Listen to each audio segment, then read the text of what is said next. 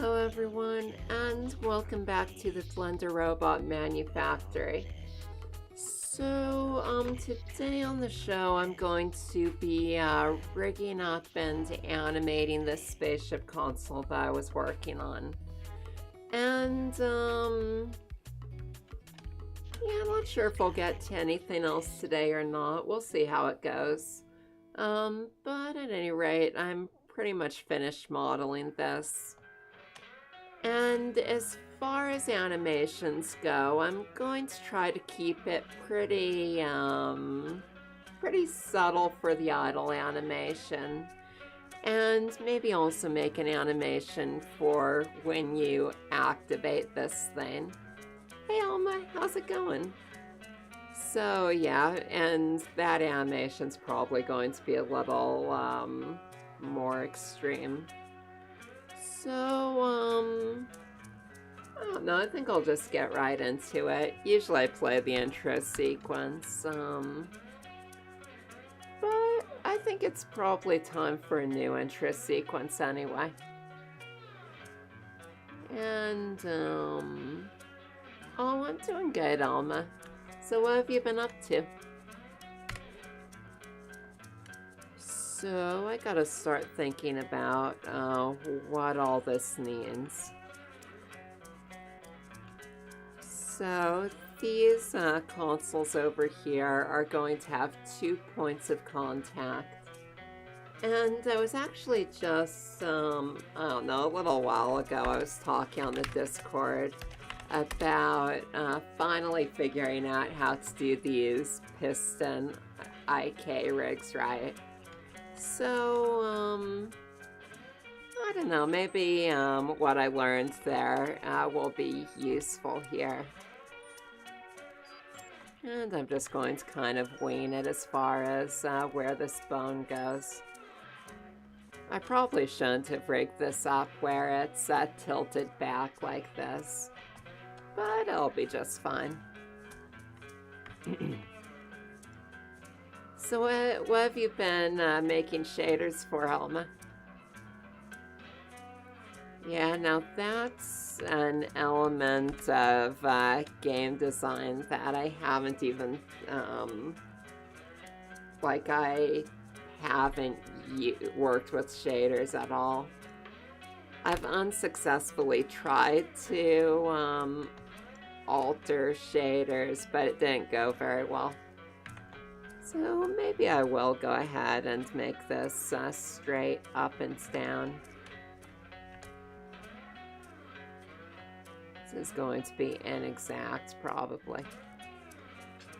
But I think it'll help out with the rigging if this isn't at an angle.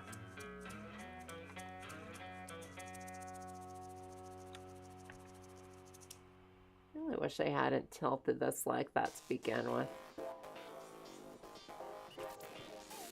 Need to go back in time and tell myself not to do that. So then just centering this as much as possible.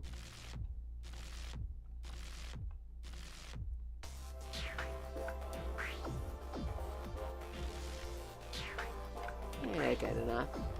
And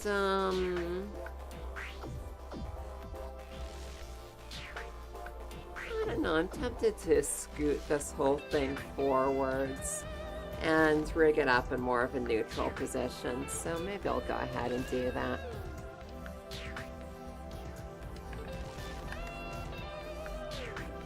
And let's just straighten these out, because why not? Scale Y 0. Scale Y.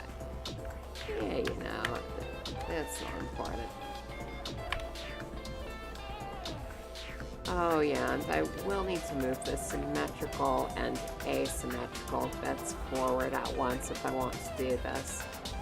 So let me just make sure I've got like everything in the symmetrical parts here. Select this, those. Oh, and I should turn off the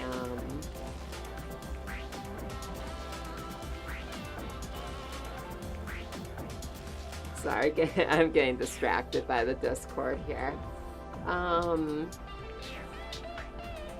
What should I turn off? I forget. You know, actually, though, let me make just a quick post to the Discord, because we were having a conversation on there about procedural generation with tiles. And we'll see if the person I was talking to wants to come on stream so we can have a chat about it.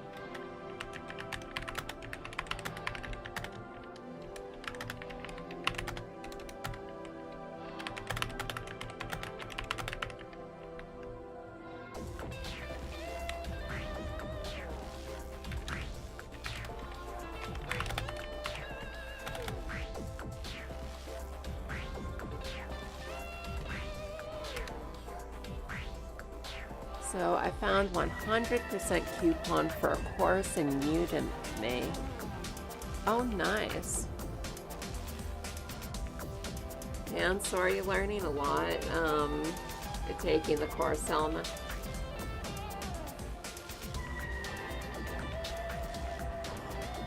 Sorry again for getting distracted with that.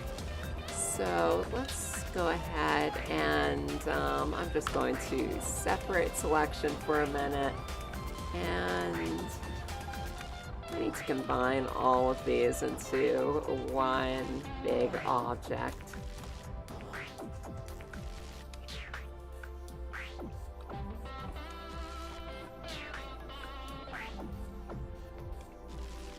Is that all the asymmetrical bits on this? I think it is.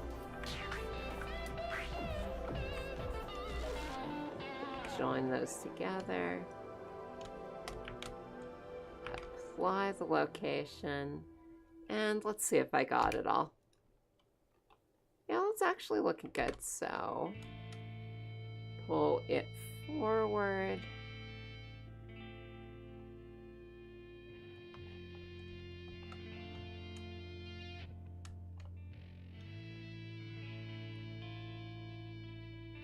Just get that centered right here.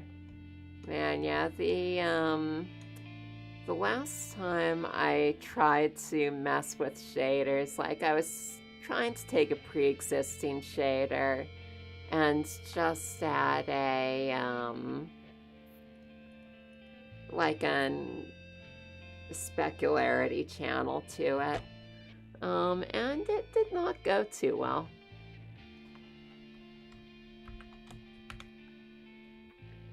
So I was recently talking with another streamer who does a whole lot of shader stuff, the Crazy Rabbit, and he was talking about how, like, there's code you write shaders in, and then there's compiled shader code. So like you can input these simple commands for a shader, and then, like, I forget what program he was using, but it takes that and it kind of spells out everything the shader's doing.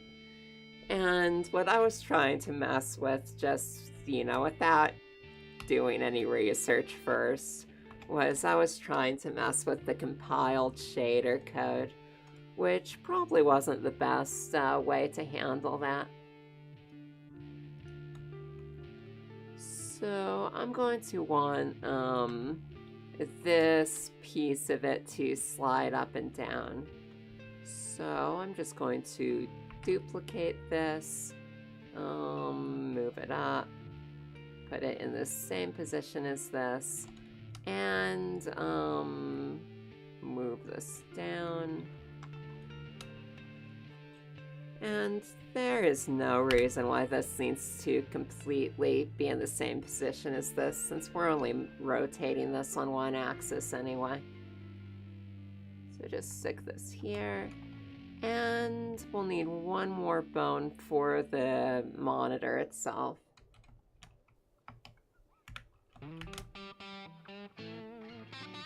So go ahead, make a bone, put it in the center, move it to the monitor. And then I'm going to join all of these together. Oh, that's so good.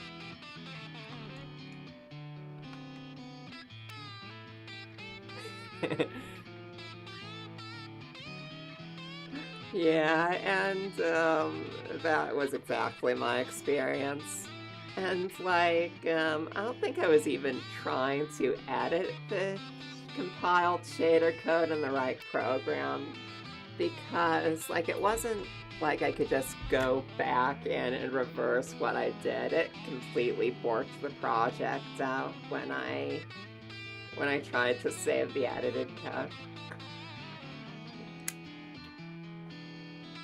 Yeah, I guess that's how you learn. I was like, well, I know how to program. Surely I can just muddle my way through this. Nope. Doesn't work that way.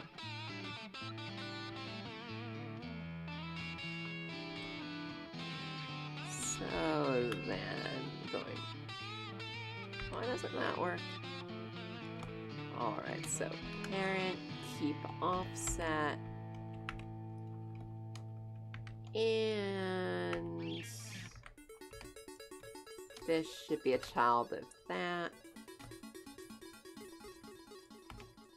Let's go ahead and name these, make this thing symmetrical.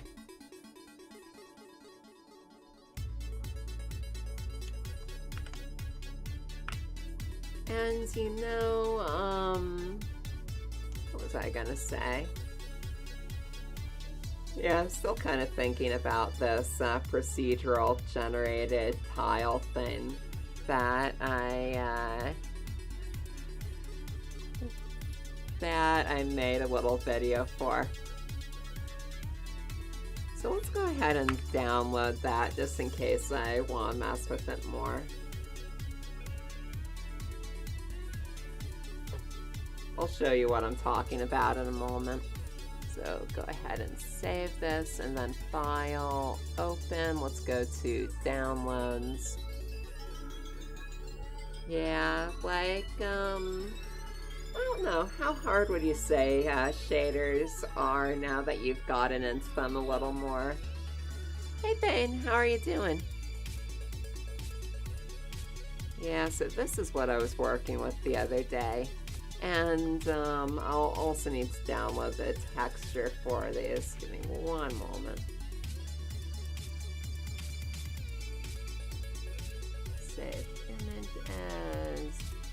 yeah, that'll do. Oh, absolutely, Galactic Raven. Yeah, so, what else did you want to talk about? I was actually just getting this set up so I could have a look at it. Pictures, brick tile. There we go. So this is what I was messing with the other day on that video. Gets this one. Go over here. Tile this.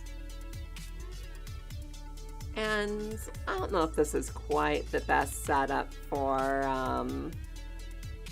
like constructing these, but I was just making a way to slot walls together for creating some kind of procedurally generated dungeon.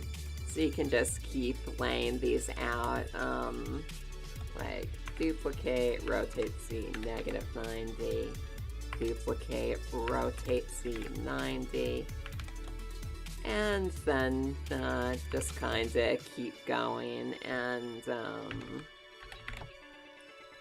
make some kind of simple dungeon generation in code.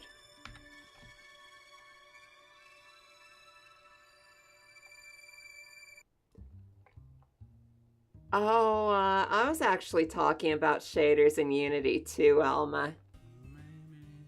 Like, I don't know, I do more, I don't do a whole lot of rendering inside of Blender. So, the shader that I wanted to alter was in Unity. So, yeah, and I'd probably actually, if I were making a dungeon like this, I'd shrink them down a bit so that the rooms you're inside are a bit larger compared with where you're running into walls. But yeah, so you were saying, Galactic Raven, that you had some questions related to, I don't know, laying out a textured dungeon. You're doing a project that you want to do some procedural generation in, which is, really interesting to me because that's one of my favorite topics in game development. Say rotate, rotate Z -90. And I should save this.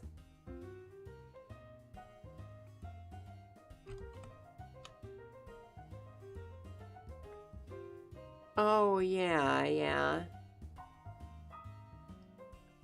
So I bet that is true, Elma. Like, I'm, I don't know, I'm not even messing with shaders right now. Eventually I'm gonna go back and learn shaders, but, this is just texturing right here. I've already got some shaders inside of Unity that I use. I didn't write them myself, though. So we are going to save as proc gentile and downloads. That's fine.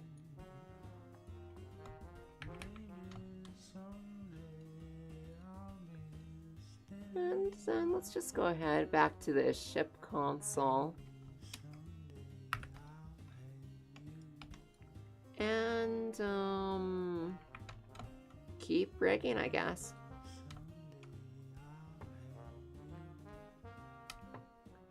So I'm going to call this oh,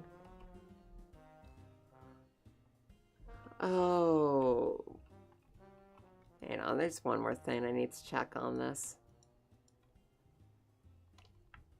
Yeah. Let's just call this big arm low dot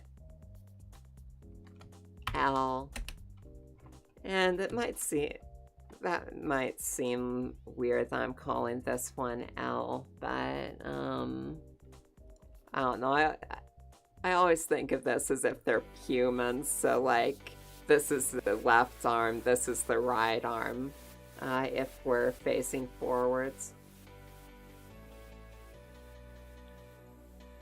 So, let's just keep naming these.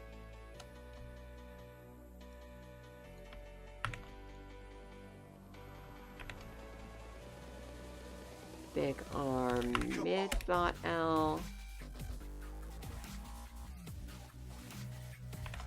Big arm top.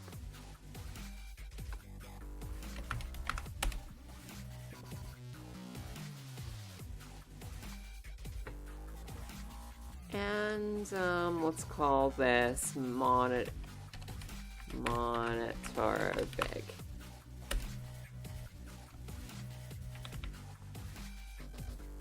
Then I'm not entirely sure what's... Ooh, that's no good. Let's apply the location and try this again. So now I'm saying symmetrize. And yeah, I was wondering what would happen with the parenting relationship if I, wait a minute. I'm actually going about this wrong.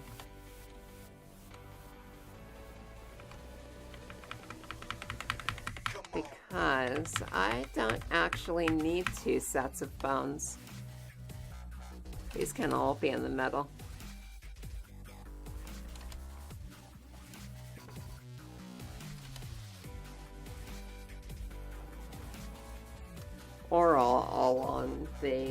right side, doesn't matter.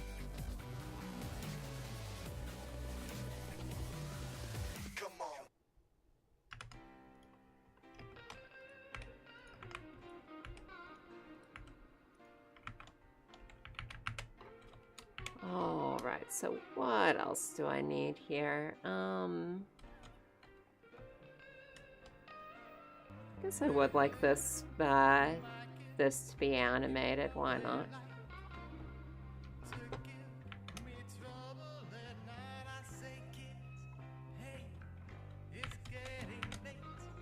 So I'm going to go ahead and make a bone.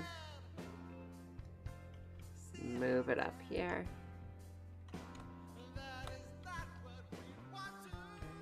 And rotate Y 90.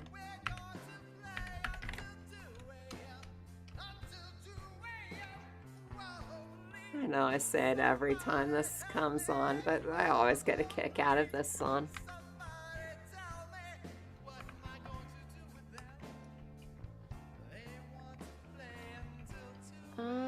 And I think this is the only points of articulation here. Might as well make it follow this a bit.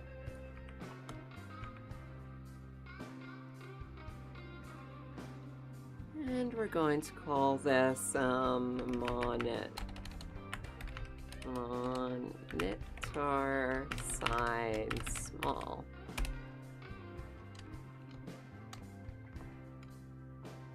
And then here's where it gets fun.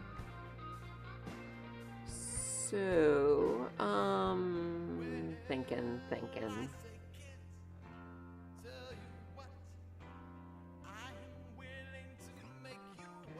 So I need to make sure this is something that's actually capable of moving appropriately.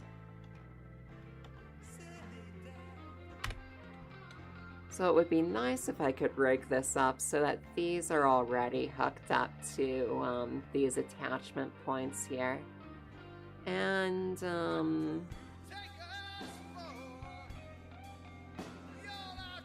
sorry, thinking more.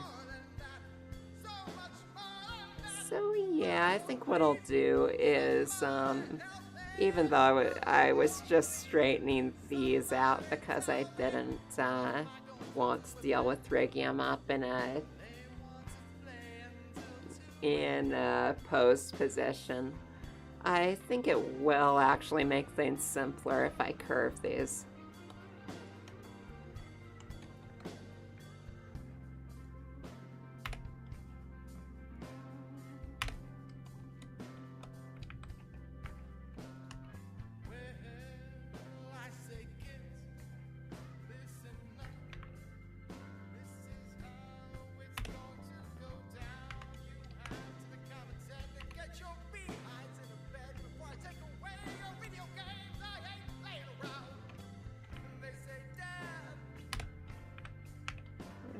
This is probably not the best way to do this.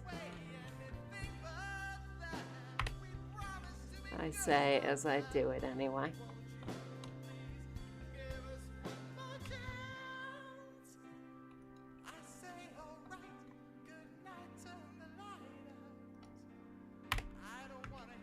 For one thing, it's difficult to position this without bones.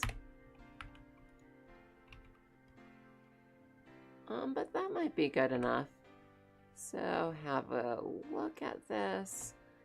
And in posing this, I found that these don't actually connect up. So let's fix that problem.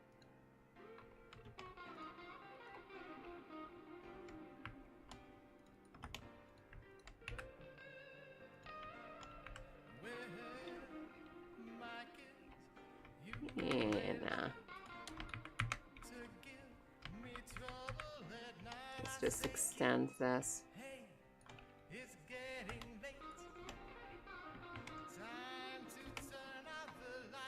Extend this. And that's pretty good.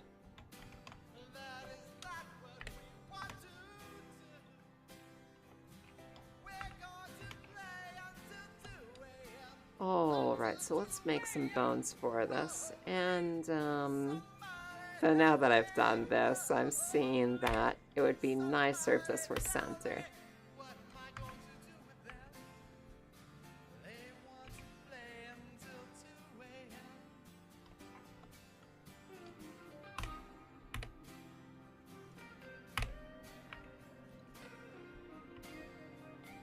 Pull that up. And yeah, that's good.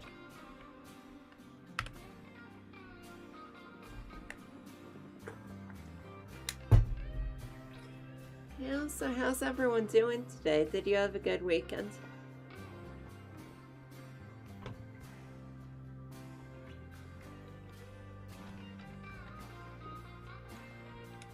We actually took a 4-day weekend off.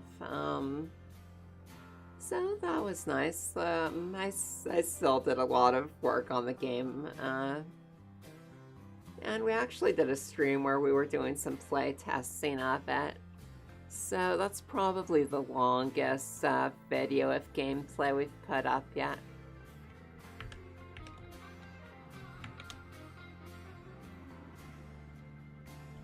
Yeah, but I had a really good weekend.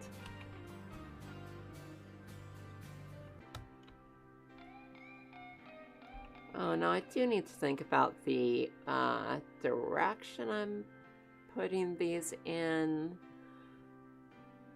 You know, I think I'd rather have this IK going the other way. Oh, it's good to hear, Elma.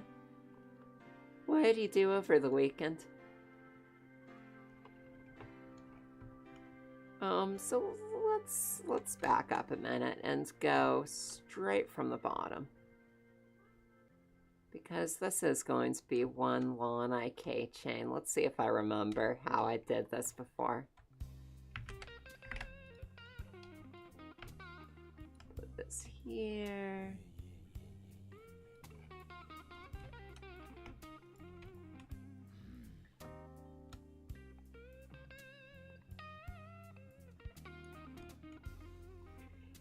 And, I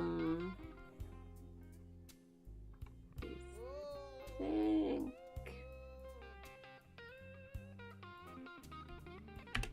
I don't know, I'm, probably gonna change this a bit, but let's just do this for now. Oh, sorry to hear your grandma was sick, Alma. I hope it's nothing too serious. And then, I don't think I was intending this to rotate. So let's go ahead and copy this.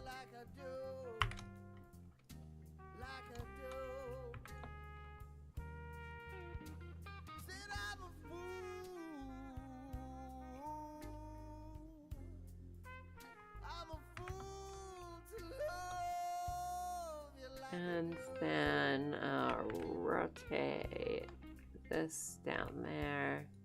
Let's get it all rotated up in there.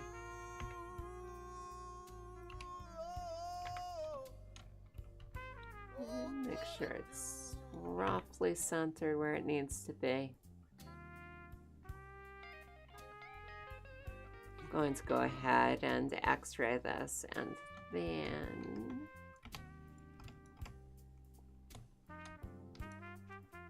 pull this down to the joint.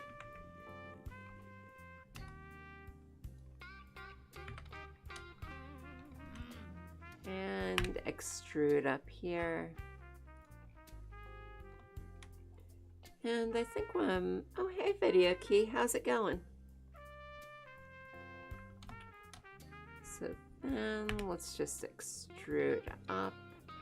And this is going to be the IK target. Yeah, that should work. So I'm going to separate the bones. And I may almost be ready to start actually rigging this and figure out how to make this rig work.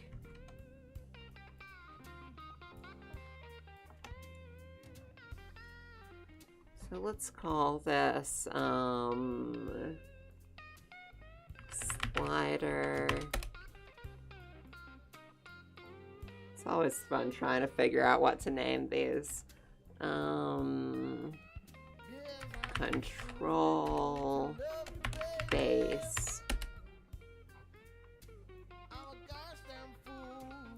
Control arm. Front.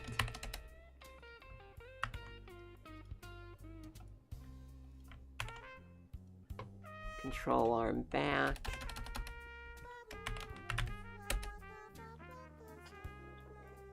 Oh yeah, it's the testing is going well. So we actually did a stream on Saturday, I think, maybe Sunday, where we tested out the game a lot, and yeah, that was a lot of fun. We found some bugs and had some really good discussion about game design.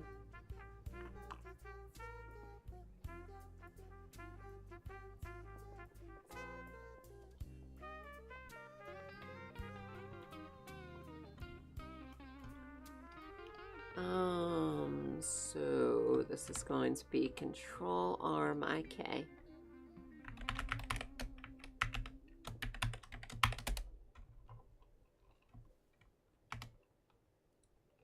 And then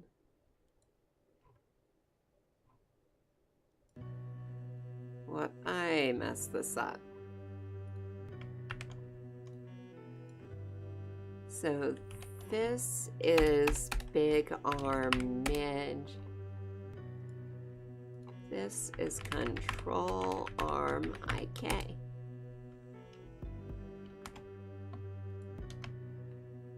Showing this all up. And I might have to look at that missile launcher rig to see how I did this, but let's see if I can remember.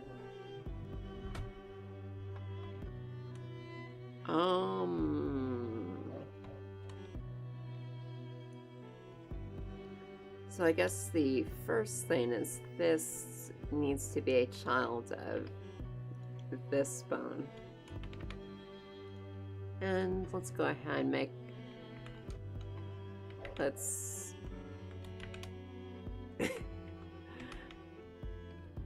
city.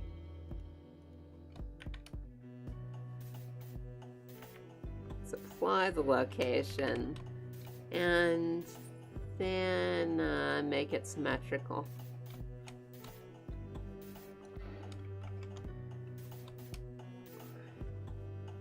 And I think I can start the IK from all the way down here. Let's see how that goes. Something else I want to check. This bone is this is the Hungry computer console. It's a game about cannibalistic dentistry deep below the earth.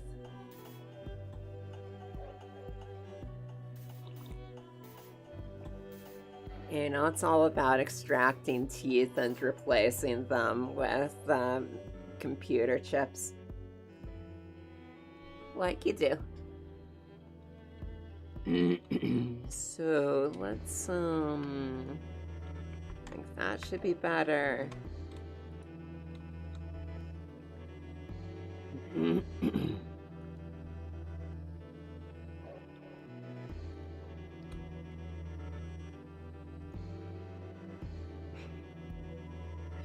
Yeah, it's just like the dentist in Little Shop of Horrors.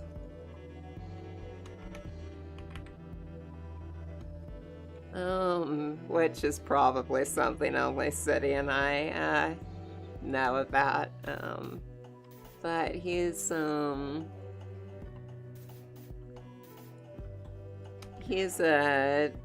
sadistic dentist who got into dentistry because he loves inflicting pain.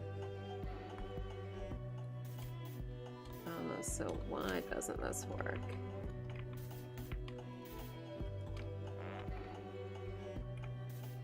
That's very weird.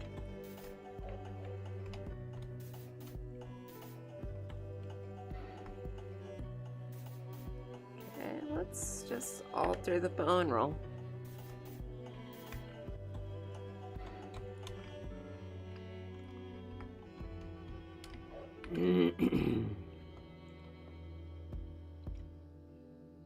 And oh, this thing didn't get symmetricized, did it?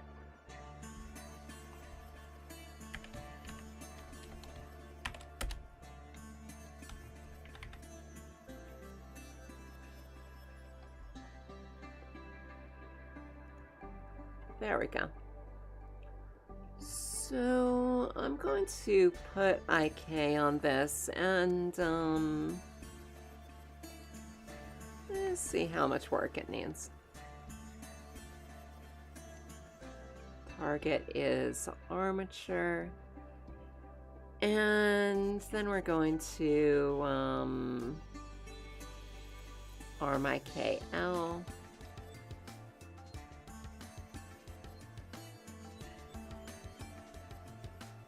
That's not what I would have expected from that. Let's see if I can fix it.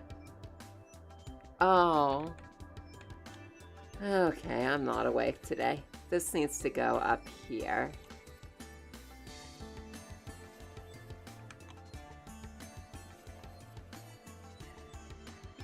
And we're going to IKL. And let's see how, what chain length we need. I don't know if there's actually a performance problem with just leaving it at infinite IK length if we need that. So yeah, this is almost what it needs to do, kinda. But I want this thing to slide.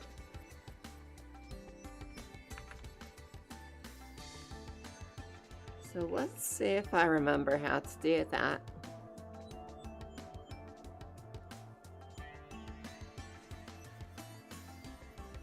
Okay, we're making it stretch. Alright, yeah, that might work. And now, add a, we don't need IK. Let's say, just limit location, limit rotate, or wait, no, I think there's a better way.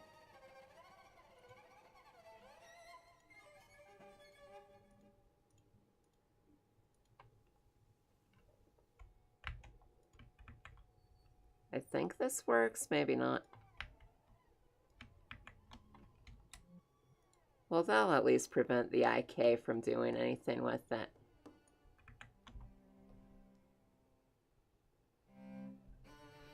So, it's sort of the same process as rigging up a human character, but, you know, it's a different shape from a human.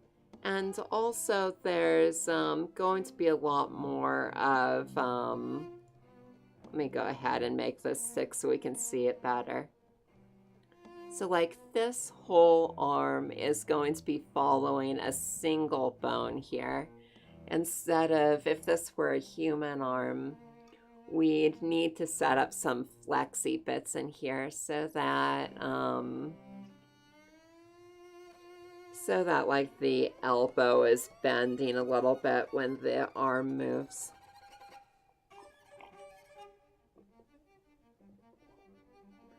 And like this piston going back and forth, that's something that human body parts don't really do. But we will need it for the machine. Let's go ahead and, whoa. Say local space. And this probably isn't even necessary, but I'm going to limit location, limit rotation, just for good measure.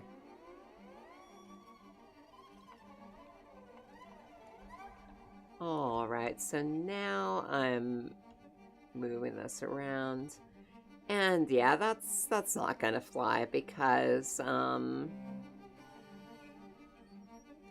this bone is getting scaled, so we can go ahead and detach that.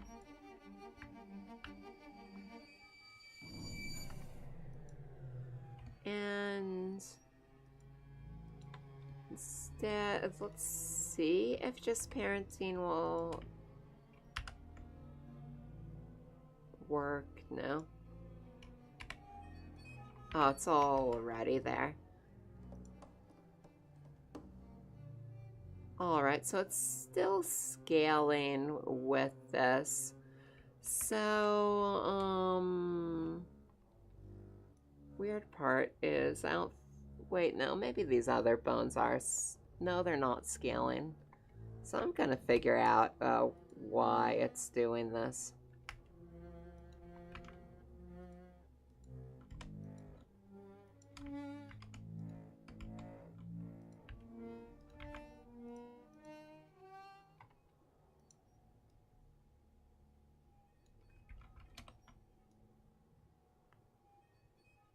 Interestingly, that broke the IK. But why?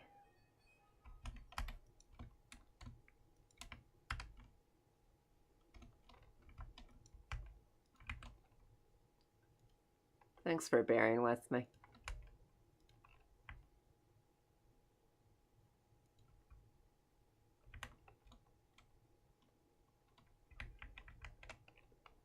Yeah, maybe it does.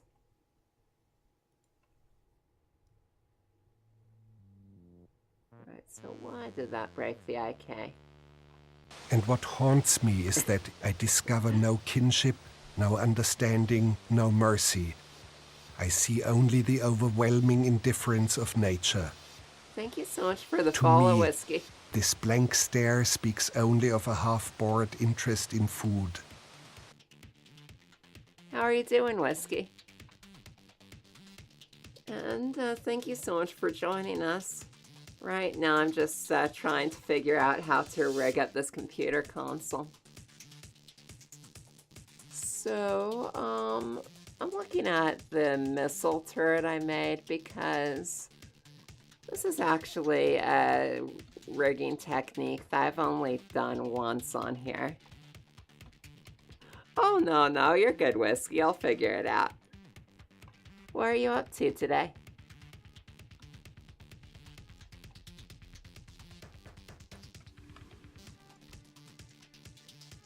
So this is the goal with these things sliding out.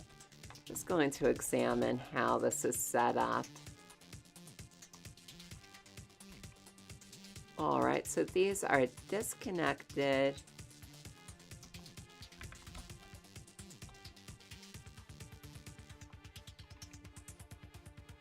These are connected. And why don't those stretch with the okay, I'll bring Godzilla back.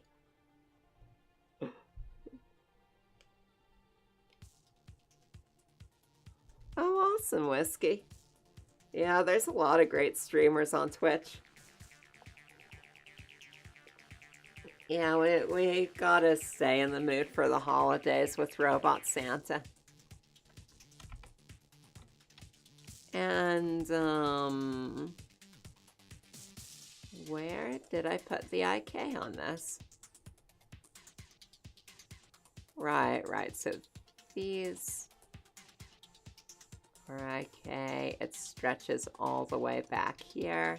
What kind of, I don't have any bone constraints on this. Oh yeah, Blender's a great program.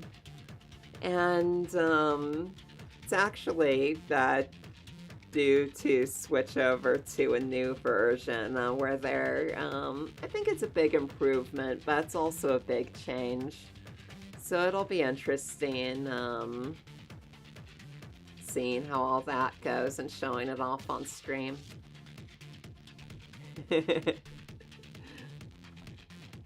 Yeah, Galactic Raven is a great streamer. She does some awesome music composition and also makes games in Unity.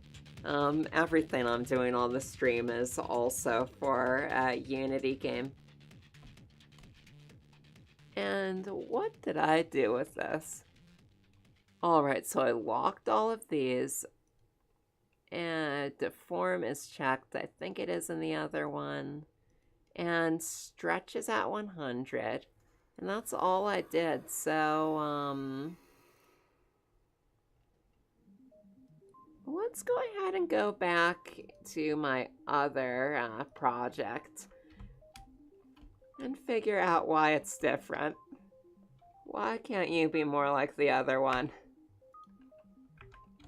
Why?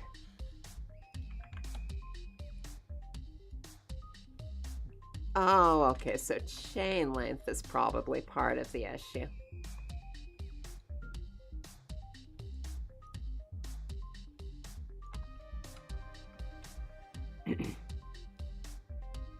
Okay, and that's actually perfect now.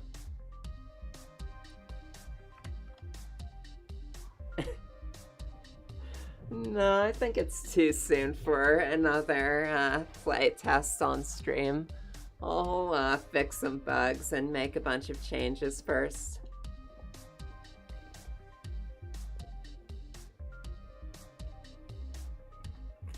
I already did do some work with with fixing some of the things we identified last time. But yeah, I want to space out the playtests a bit more. So we'll have to see. Like, this is looking about right, but I'll have to see, like, what kind of movement it's actually capable of before trying that out again. So now I'm gonna do the same thing here. Stretchy, stretchy. I don't think I needed to limit these actually. So, we are going to want another one of these. So that's chain length of 4. And we're going to do inverse kinematics, going to IKR, chain length 4, and why can't you be like the other one?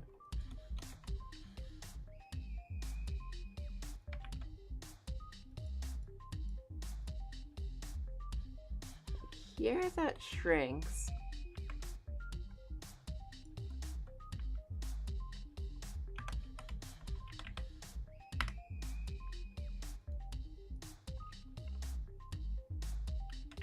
I think I messed up by not doing X mirror on here. So I'm going to delete this and try again.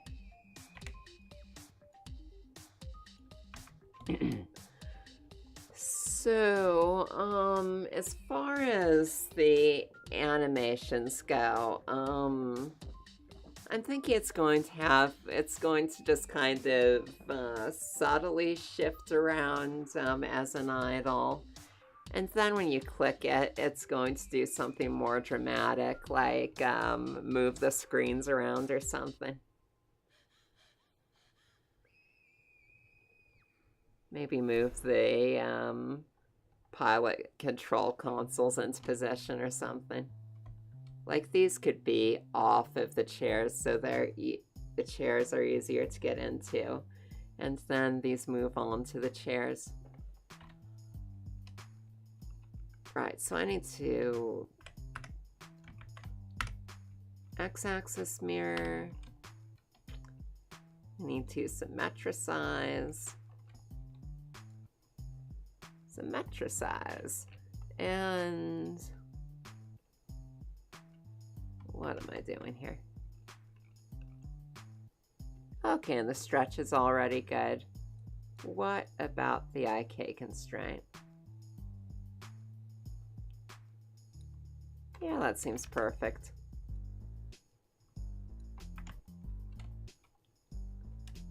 So then we get to the fun bits.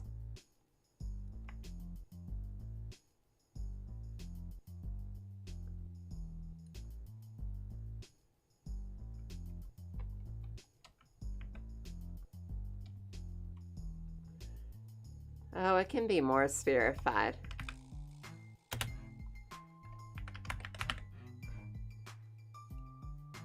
There you go. That's probably not safe for an all ages channel. That was sure spherified. So oh yeah, and then there's also the issue of these wires.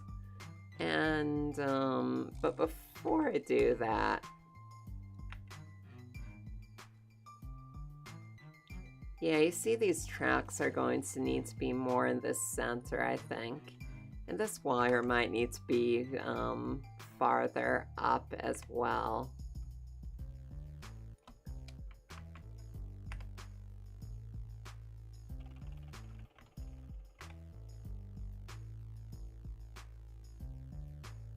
That could look pretty cool, actually. So I am going to rig this wire up, and that's, oh yeah, and this also goes up and down because, I always make the rigging more challenging than it needs to be.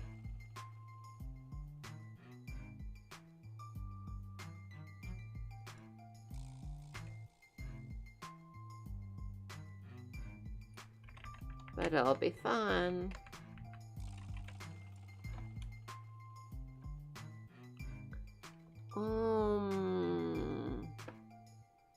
Right wires.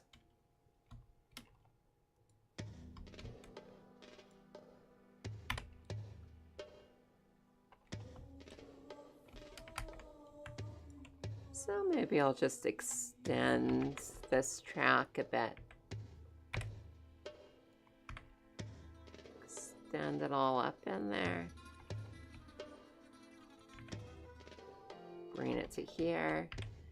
And then, like I was saying, this, oh, I don't know how much more forward these are really going to go. I'd have to make this wire all over again because I already applied the Bezier curve. Let's see how much it would need to stretch. So the modder's right there. Do I ever want the modders stretching that far out? Probably not. They're more doing this. Yeah,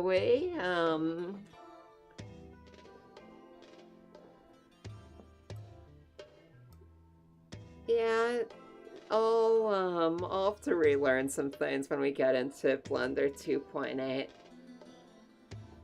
Eevee rendering seems really useful though.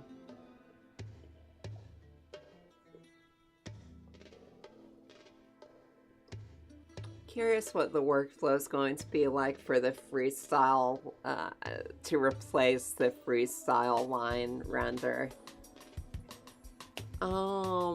Yeah, so we both had horrible backache / neck cramps after, And what haunts me is that I discover no kinship, no understanding, no mercy. Thank you so much for the I follow, see only Booman. the overwhelming indifference of nature.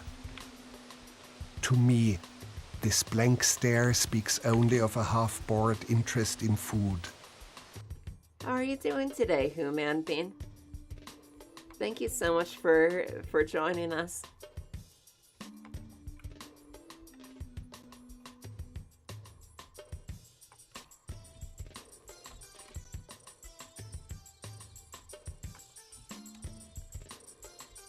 Oh yeah, and for anyone new to the channel, we also have a Discord. That's an awesome place to hang out and share what you're working on.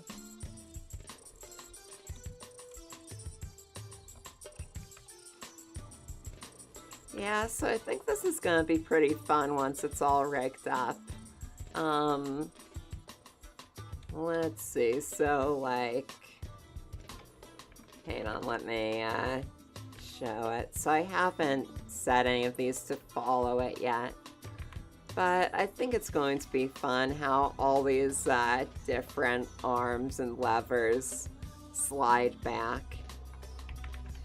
And this thing that I'm making is for a video game that I'm making in Unity. And there's a little demo of it playing underneath my head on stream.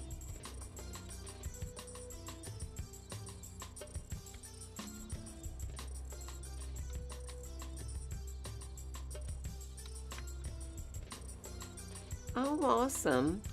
So, what have you made in Blender and Unity so far?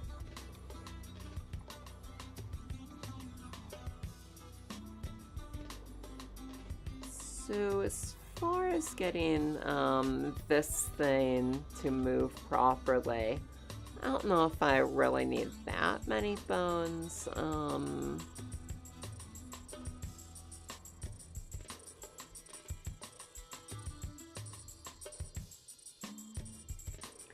You know, I bet I could set this up with just a base bone and a central bone.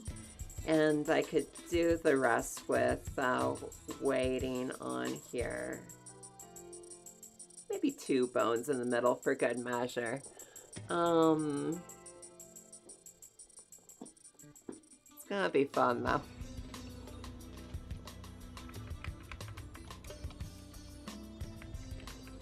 It ain't no sin to take off your skin and dance around in your bone. Okay, let's try this again.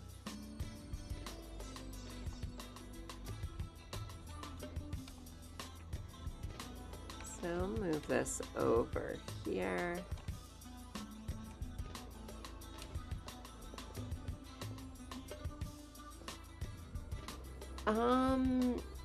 You know, I'm not sure about that video key. What are flash files?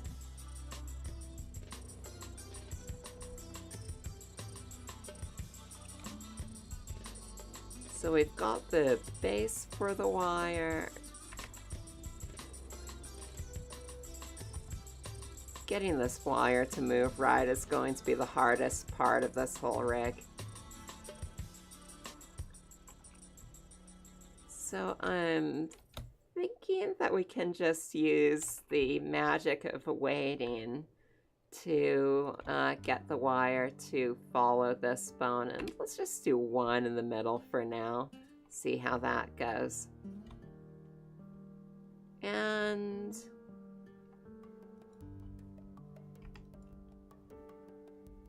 I mean, I think the top, I'd actually like another bone for the top.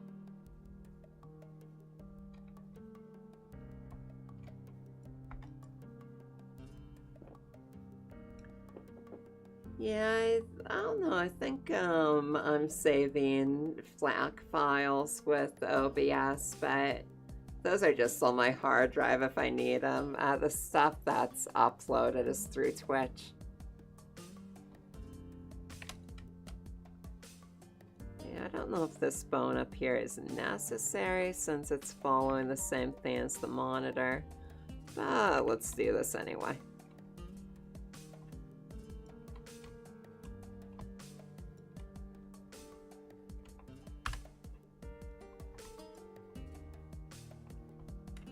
And this is going to be, you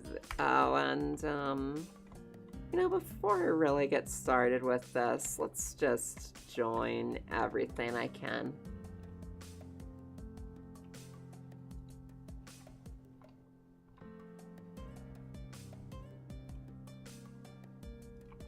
So I'll call this wire blue, What else is separated? So that's an asymmetrical piece. It can join to the rest of these. And what is this piece? Also an Actually, that should be a symmetrical bit.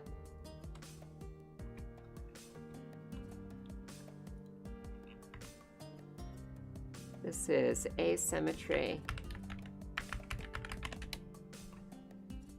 Symmetrical.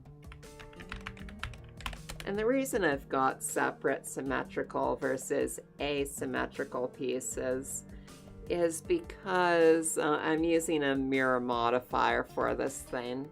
You know, so if I mess with one side, the other moves. I can't really do that with these pieces that are different on each side, so those are a separate object.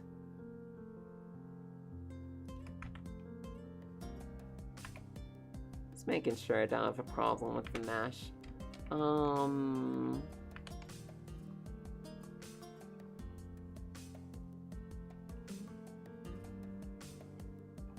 What do I do?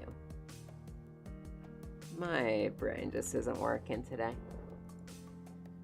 I was going through these and seeing if I had any other bits I wanted to join together. So we've got the wire armature. Oh, nice. Yeah, I'll have a look at it, Hoobie.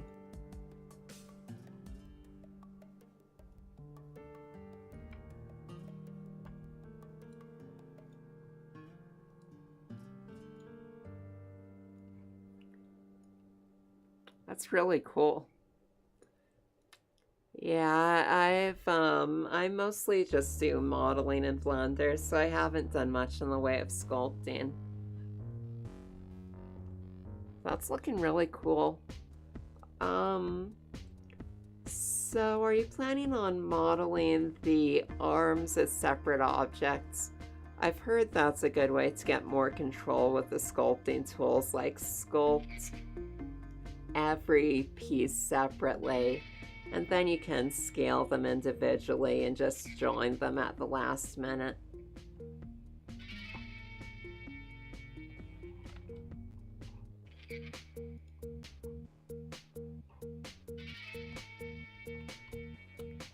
Yeah, we were watching this guy who,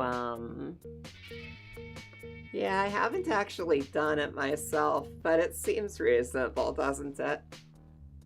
Yeah, I was just gonna mention, we've been watching this Blender user called Sir Pinkbeard, who teaches school children to use Blender. And you've watched him like modeling Pokemon, like sculpting them and then retopologizing them.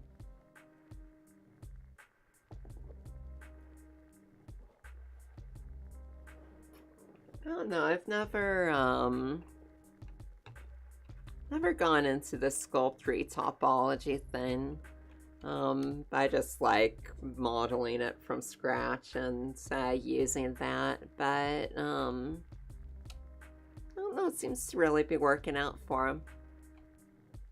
So where is this other armature? Okay, we have this, we have this, we've got this, which that's just an empty object, isn't it? So that is all of our objects. Oh, that's not bad.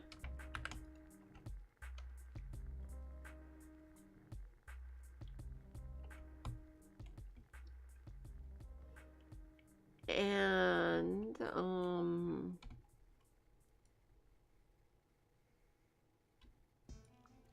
going to move this to another layer to work with them. I'm going to use automatic weight painting with automatic weights. Oh, and actually this might be perfect. That's exactly what I was hoping that would look like.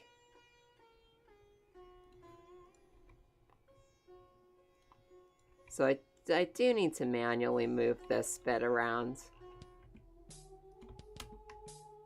And it's not perfect, but I think that'll look pretty good.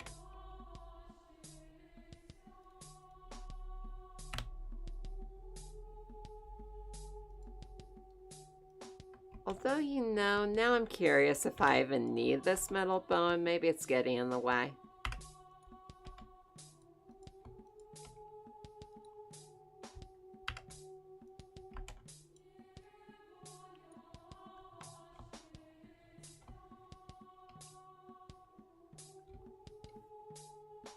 Yeah, it's kind of collapsing in on itself when I don't have that metal bone. I think I'll keep it.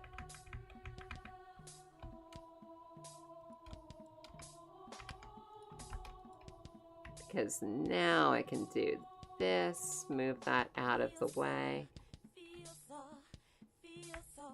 I still do need to be careful to rotate this appropriately. I think for something that's going to be really tiny on screen, this will be just fine.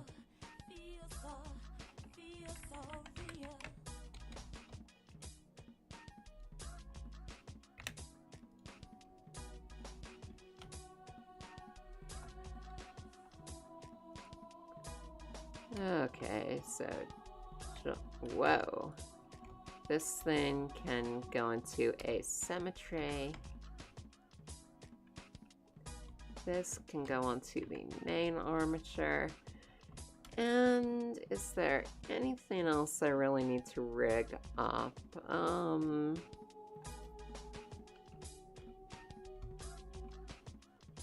don't know. I could do the chairs, but really I'd like to rig those in their own file if I'm doing them, and I think I can skip that. So yeah, let's just rig this thing up.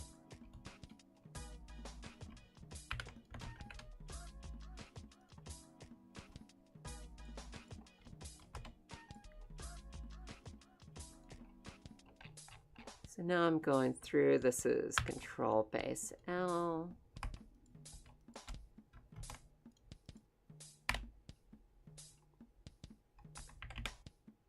Let's make sure we've got X mirror on.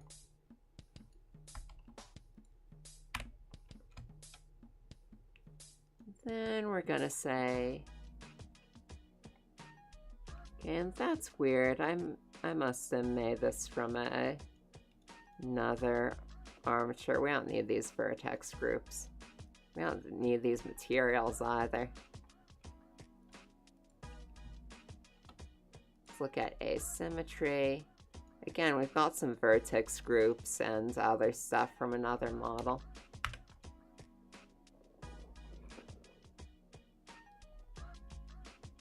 Oh yeah,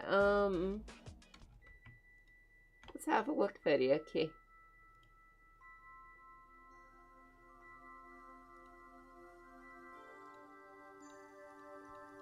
Oh, yeah, I don't know. Like there's, just like a frame where it says Kiwi in there.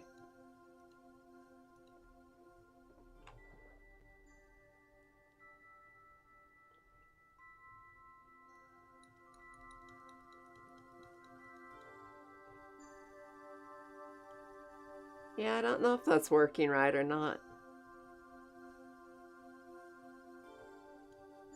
Oh yeah, maybe the issue's on our end. Alright, so, Control Base L. Oh, there's an Idea City.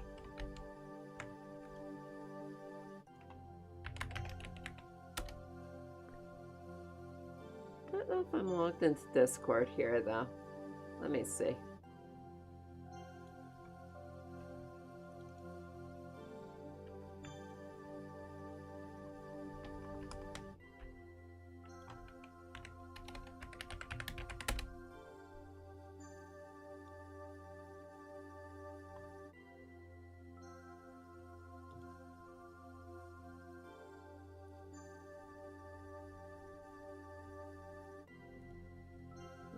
try.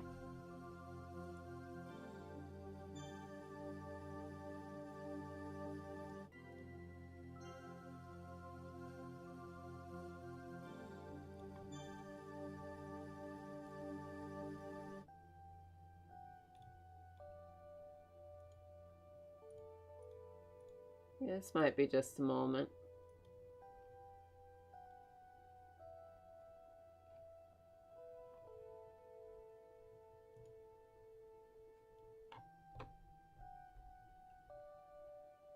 Hope I'm still logged in. So let's try this on Chrome.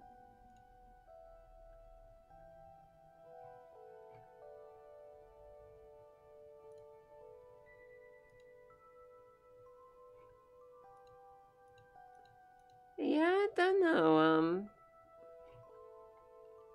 Sorry about that video key. It doesn't look like it's working.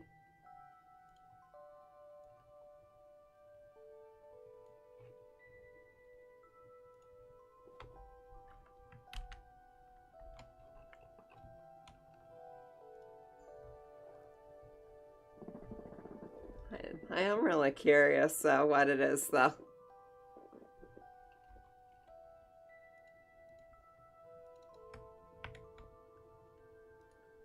So I'm going to need to assign both the left and right here.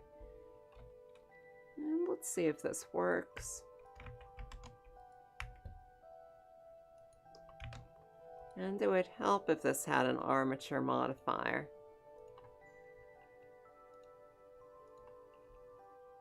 Do it for the asymmetrical bits as well.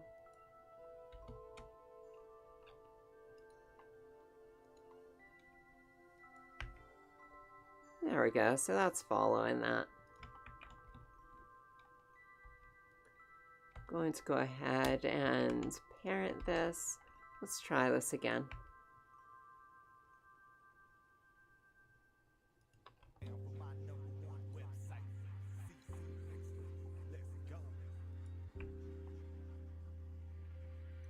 Why won't you follow the thing?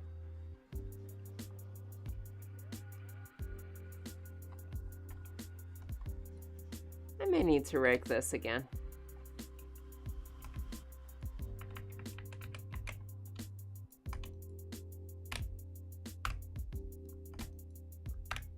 Move this over here, separate these.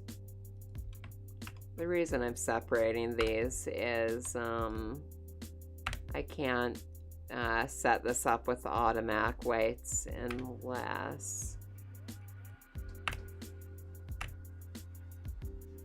unless they're in their own armature. So let's try this again. Parent with automatic weights. Doing the same thing it was before. Move all this back.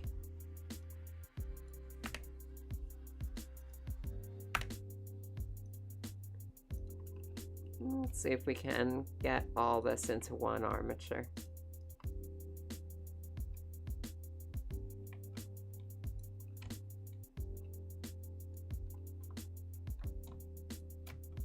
Join.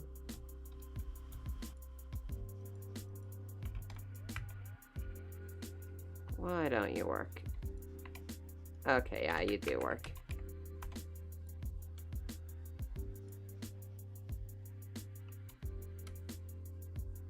And this does not go there? I think so. Yeah, so that should be good.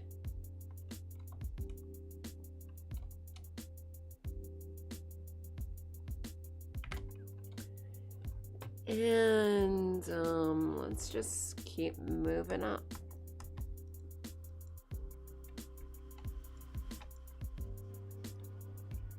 So these also go on to control base L. I guess I did technically set this up so it would slide up and down on here, but I'm not going to do it.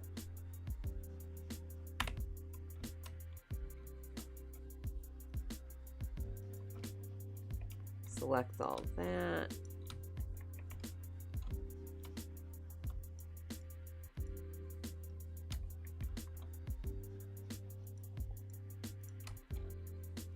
And I've got a whole lot of separate pieces here.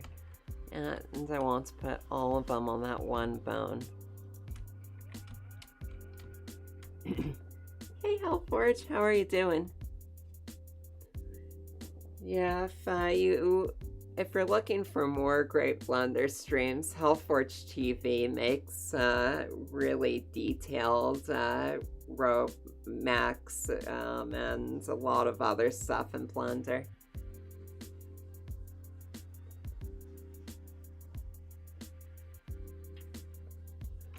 Yeah, I'm kind of feeling the same way today, Hellforge.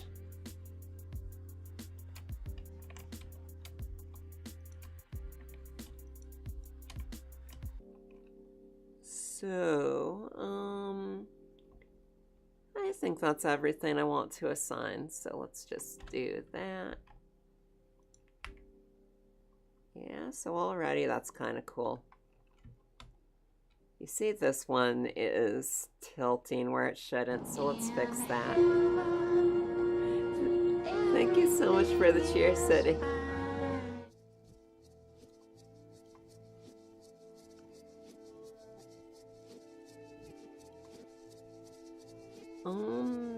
So...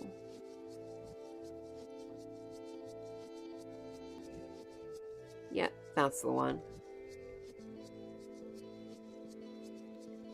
So now I believe since I limited those, this should only tilt in the correct direction. Okay, yeah, that's pretty cool.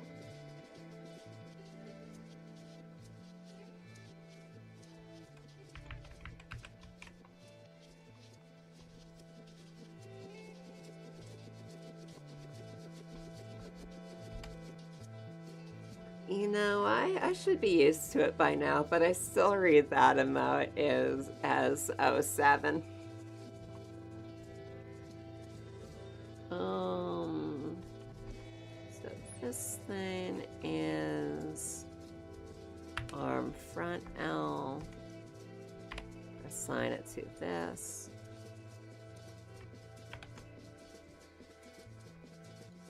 And I do need to manually add the right group or it'll mess up.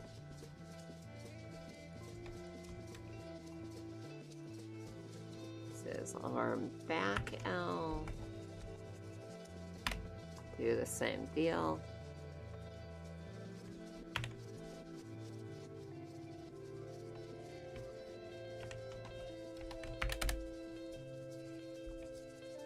And check how it looks.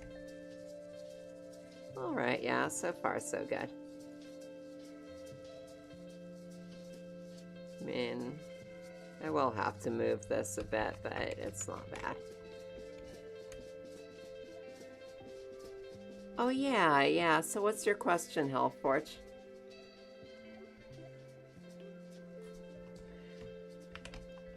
Yeah, I think this is gonna look really cool when it's done, Whiskey.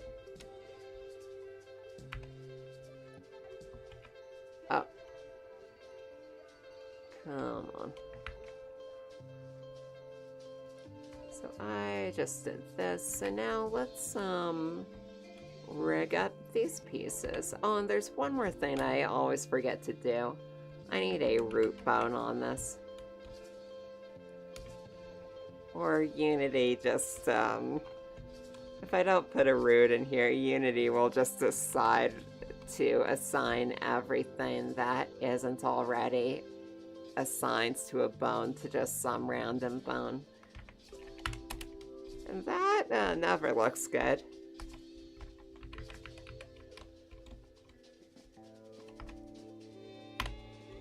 So I think there's only a few pieces here that actually make sense to put on the root. Oh, is this its own object? No.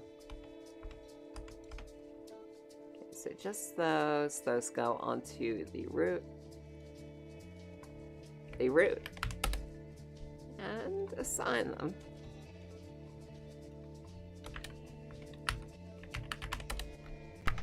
Hey, tutorial heads. Thanks for downloading the tutorial page. What is going... Oh. I never named these. It's fine. So now, we're going to do the root.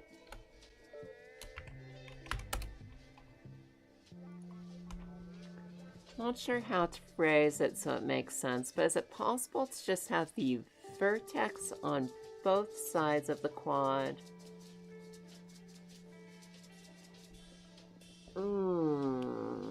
Let me think about this.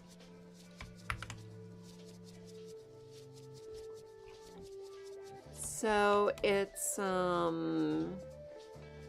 like we're making a cube. And I believe that it is going to mark the quad. So like, let's make a vertex group and we'll call this test group.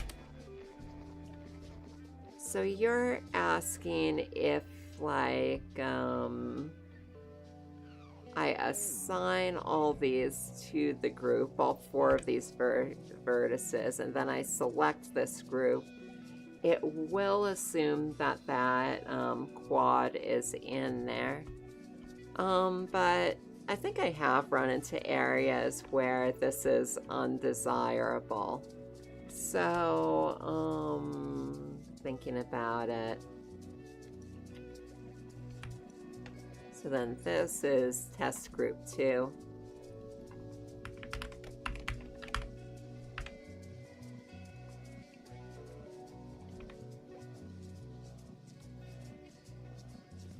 Let me just think about a case where I wouldn't want it to do this. So, man, I'm sure this has come up. Like,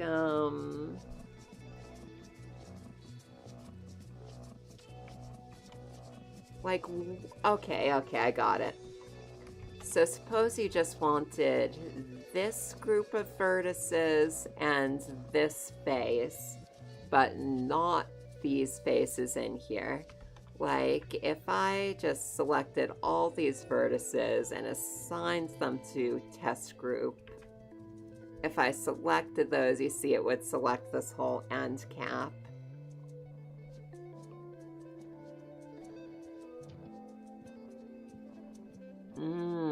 That makes sense. So yeah, the only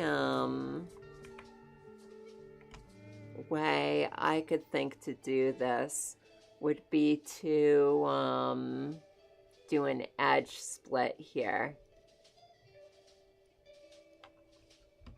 Come on, why won't you edge split?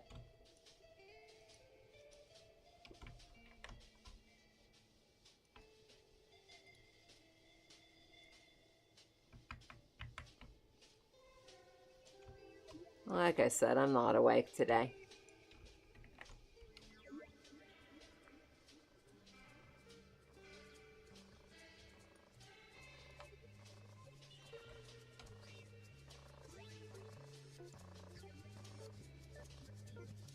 Okay, yeah, that's actually correct. So now this thing's like a totally separate object here. So you could select this, you could select those, you assign them to the group, and then like you could remove everything from the group first.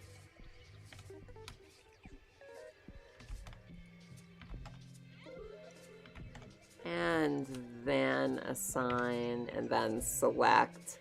But you don't really want the edge splits everywhere.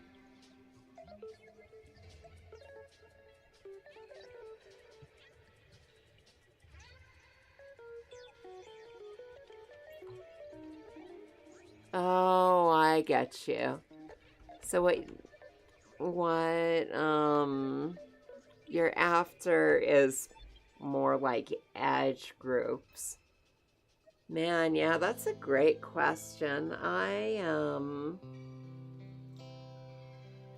I'd like to know that myself, because I feel like I've run into that issue every now and then.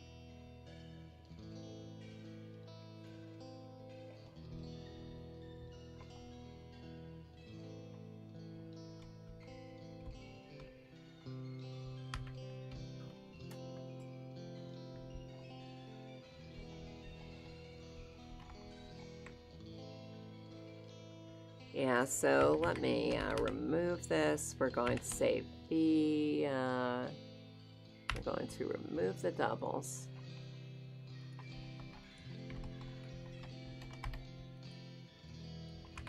Alright, so this is one object again. So I get what you're saying. So you'd like to bevel this, and you'd like to bevel this. Let's just remove everything first. So you'd like these two to be beveled. You're going to assign them to the group, and then when you select the group, you get all this, which presumably would bevel all of this as well.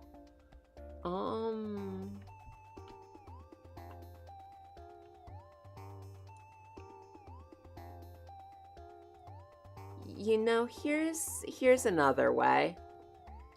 So, let's forget about these vertex groups for a minute. Remove, remove. And instead, what I'm going to do is we're going to add a bevel modifier to this. And I think Tommy is talking about doing this by vertex group. But instead, let's click weight. And now, we'll see if I can figure this out.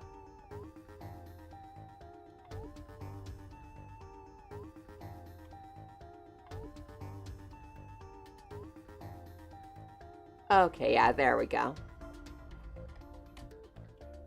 So here, instead of setting the vertex group, oh, okay, so bevel weight wasn't doing it for you.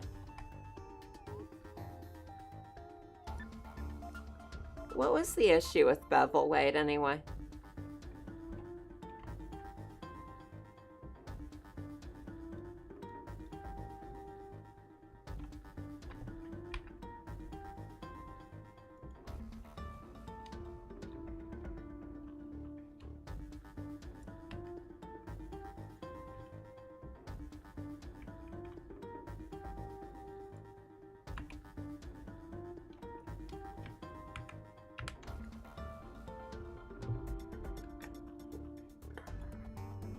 And what haunts me is that I discover no kinship, no understanding, no mercy. Thank you so much for I the see follow. only the overwhelming indifference of nature.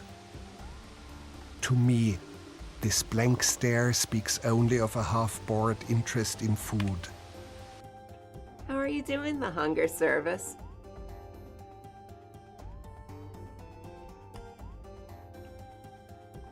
Oh, that makes a lot of sense.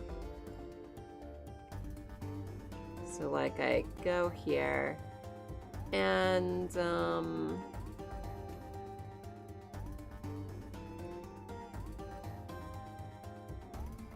me just think about this.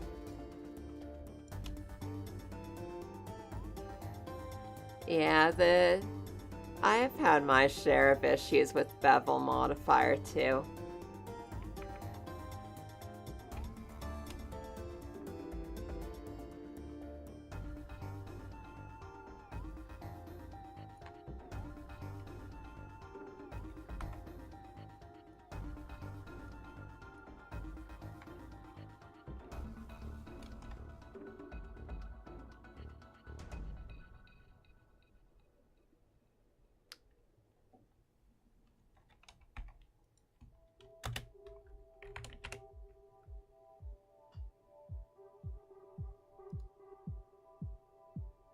Yeah, and I do see what you mean with this having, being way, nicer.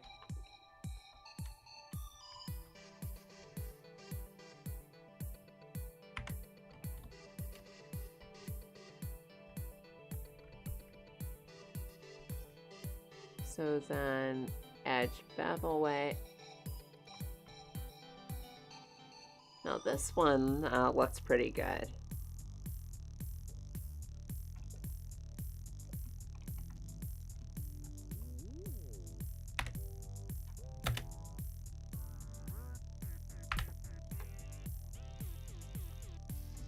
Yeah, that's good to know.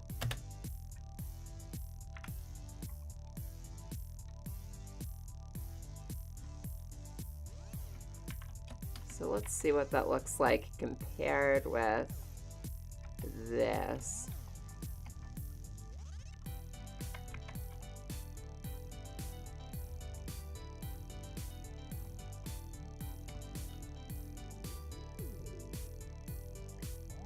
No, I guess I'm still trying to understand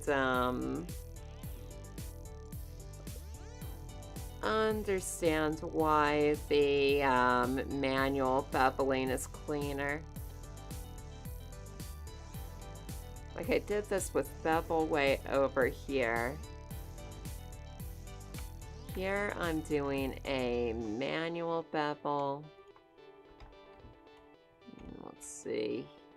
That's how it looks here.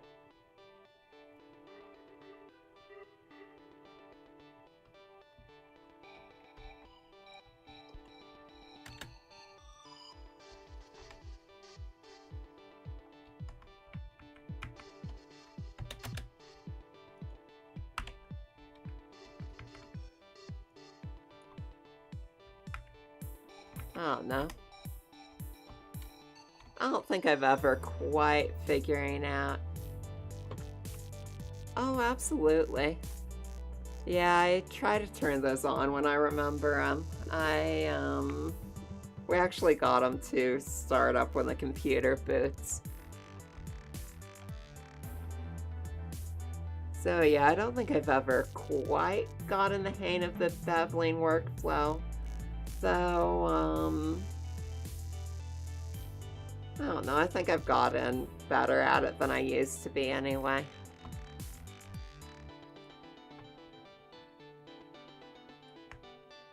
Alright, so now I need to set this thing up.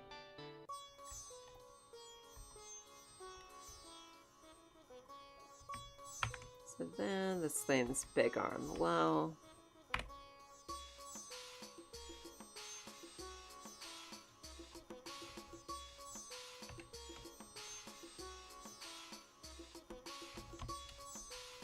Then we're going to need this one, big arm mid.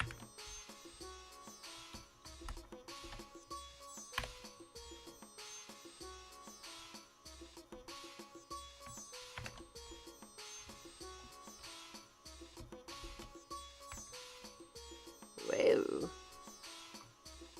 Oh yeah, and this has a top too. Big arm top.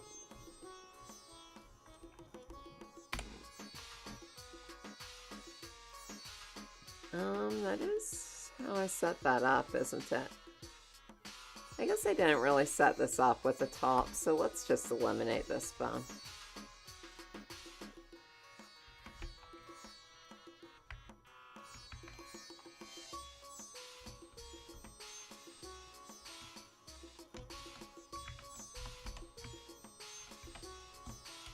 And connect them. Not that they need to be, but might as well.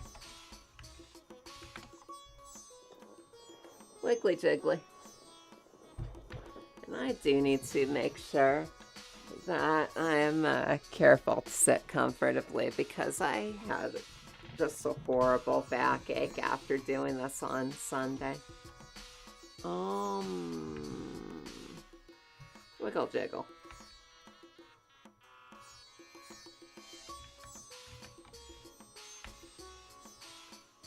Well, that's already assigned.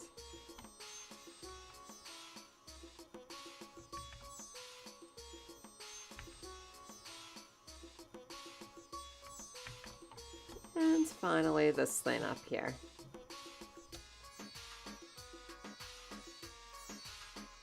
Monitor big.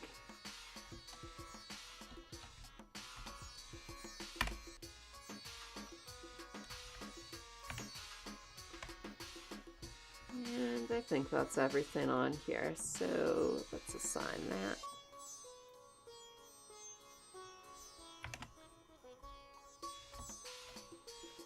And then the asymmetrical bits will also need to be assigned to the same thing.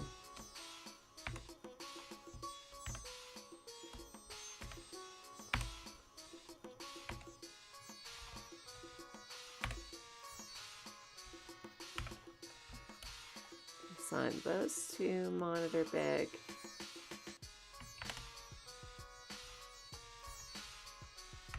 And that's about right. Believe it or not, that is what I'm going for. But I don't think the chain length's the same on this one. I guess it is. Doesn't look like the IK is quite working the same on these two screens, but that looks okay. I guess we're good.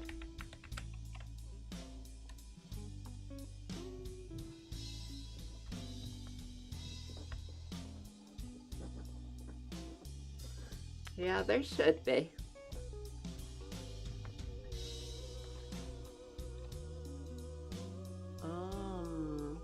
So I noticed these screens aren't following it. So this is control base L.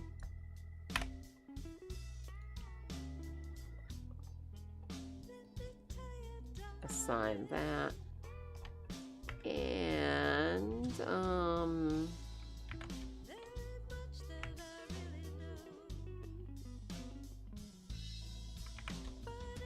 this thing, oh yeah, this needs to be assigned to the monitor bone.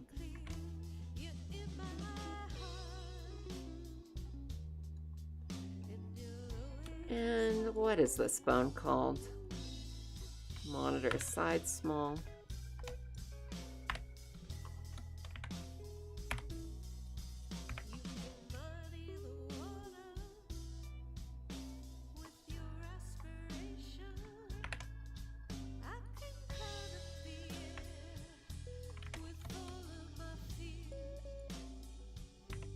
Alright, so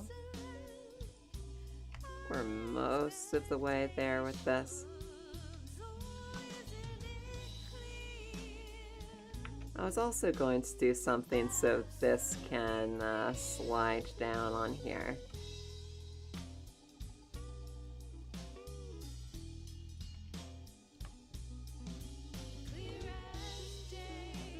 But I don't know if I need to do that with IK or anything.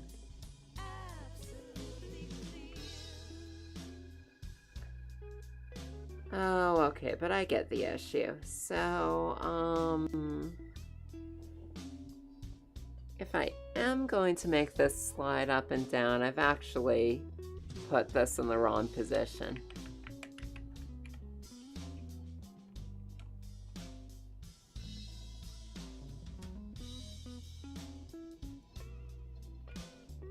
I mean, unless we're just doing this and this. I mean, that might be enough. And look at how much those go back. That's pretty cool. Do these actually need to rotate? Probably not.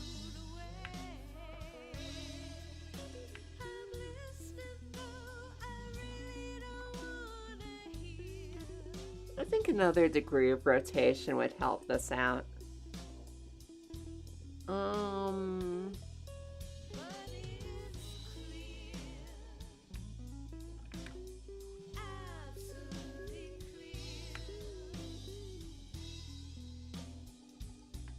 Just playing around with this. I think I will make this bit rotate separately.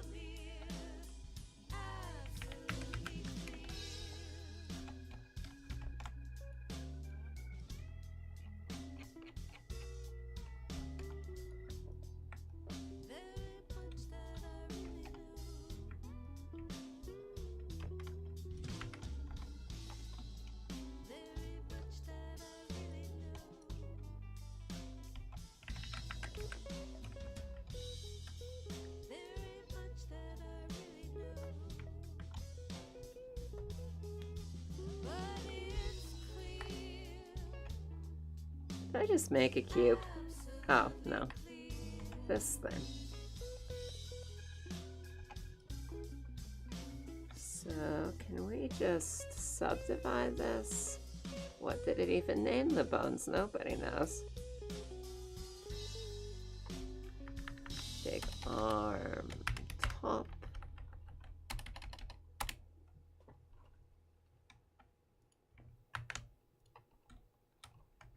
Go here. And this thing, I think it's on big arm mid now. Remove. Big arm. Come on. Add this to big arm top.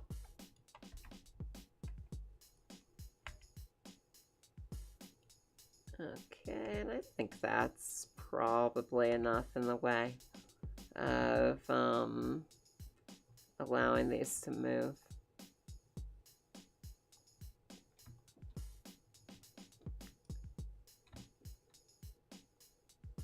Oh, and I guess this is why I was thinking it would be nice to have another slider joint here, because that would allow these to stay upright even when they're doing this.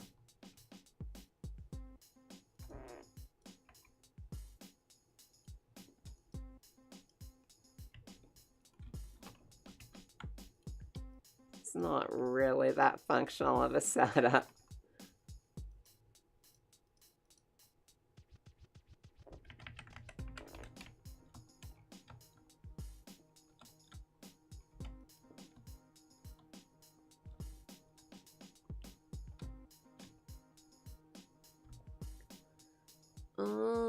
So let's just go ahead and, I guess add that slider joint in there. This is probably going to involve a bit of manual moving it, like this thing. Let's at least add a bone constraint that, this one's only going to move up and down. Limit location in local space.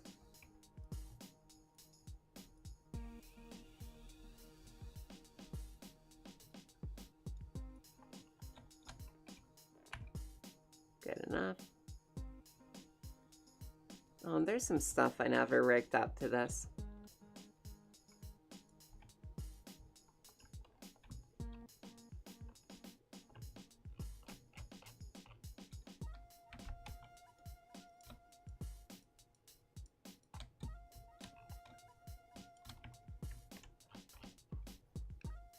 These need to go on, it is an excellent question what these need to go on.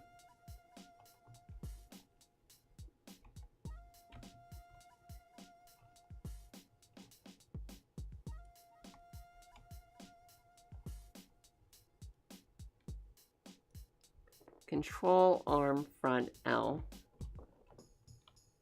No, that's not it. Control base.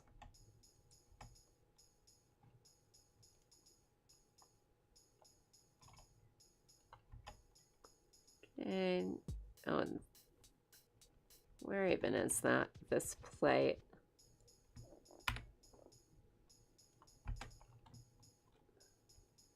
All right, so those are moving with it now. What did I do?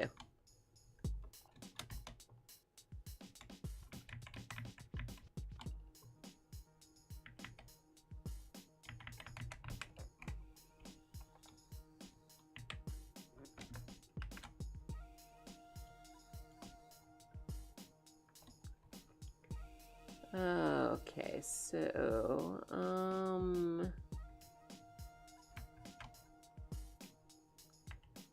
and I really ought to limit the rotation of this, but I'm the only one animating it, so it's not really an issue. And if I don't, I can do a little shaky.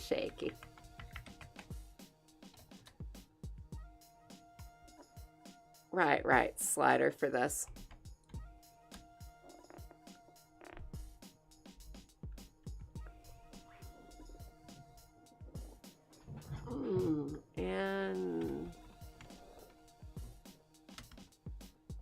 go ahead and do a subdivide on this.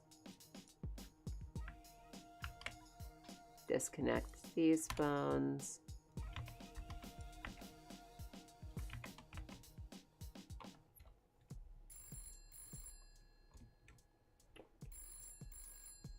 All right, so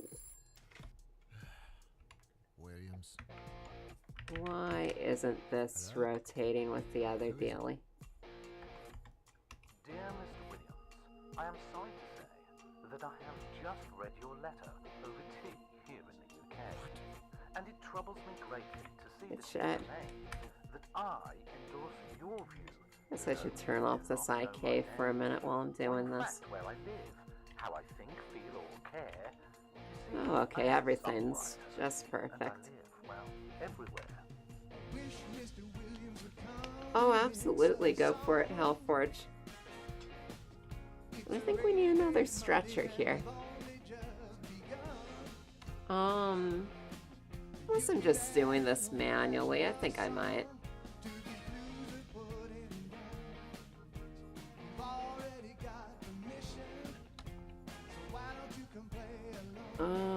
Which would mean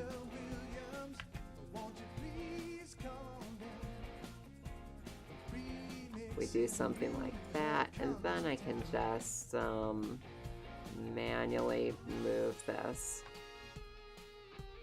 to lower it.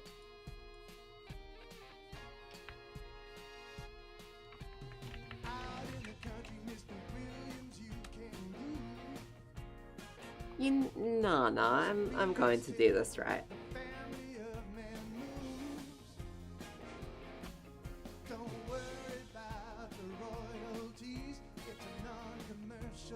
It's looking really good, Hellforge.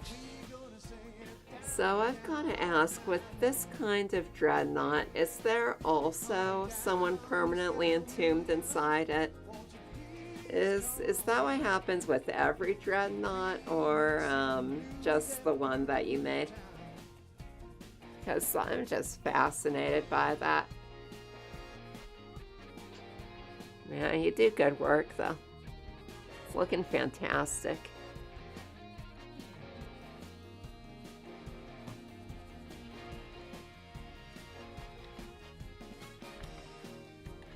Alright, so now we're going to subdivide this daily.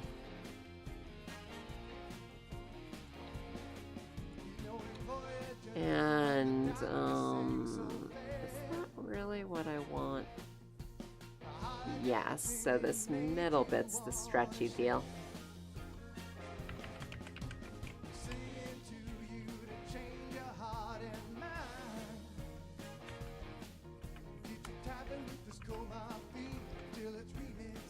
Since we are doing a stretchy deal on this, let's go ahead and move this more inside of the other one.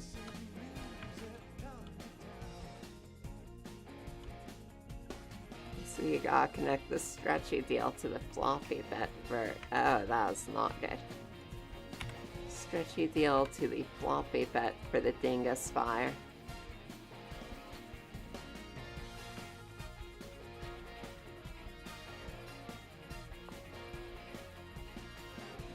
Oh, I see.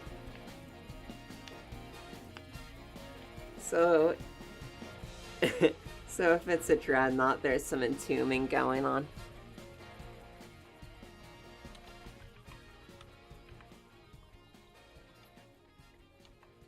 And,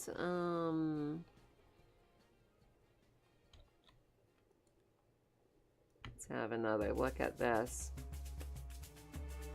Yeah.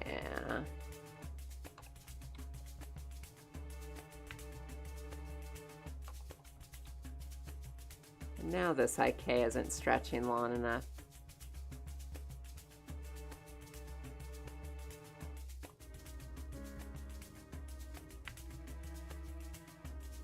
Alright, so even without that moving up and down, it's already staying upright, which is nice. Okay, not like this.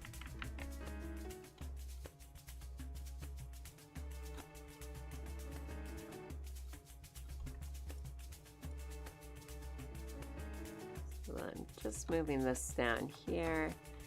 And it's going to move up and down on there. Sorry, I'm not being very coherent right now. And what's this called? Control panel dot L.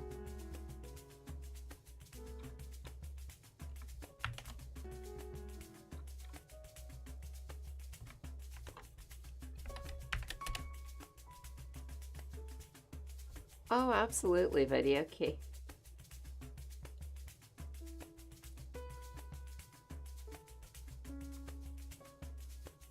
Oh, cool. So it looks like you've gone HTML1. Oh, come on, Firefox.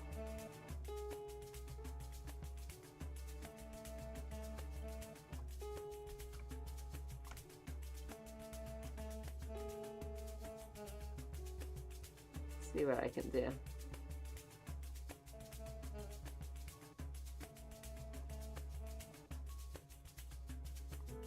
And let me try this in Chrome too.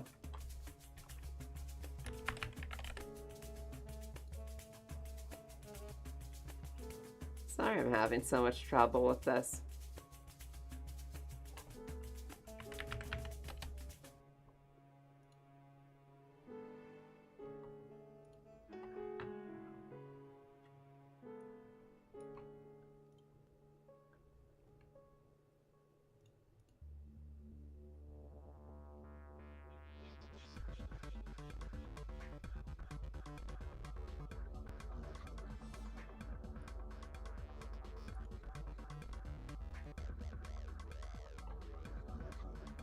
Oh, here we go. That's pretty cool. This is what I'm supposed to be seeing, right?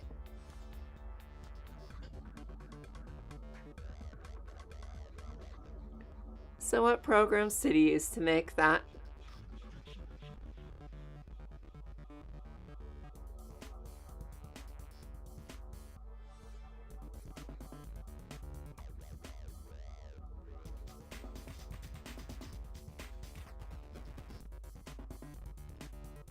It looks really good.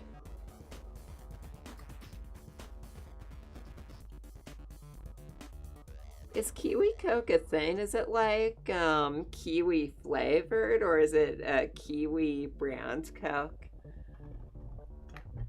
I've never seen those before. Does it taste like cola? Oh,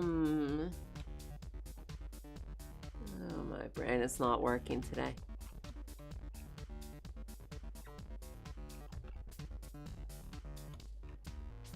So this is Control Panel L.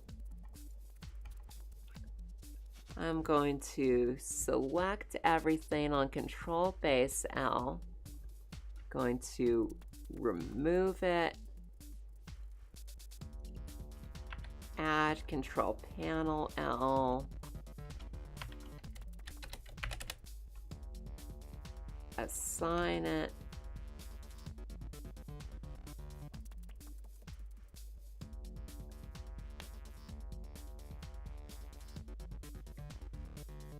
Oh, what's that about 2 files video key?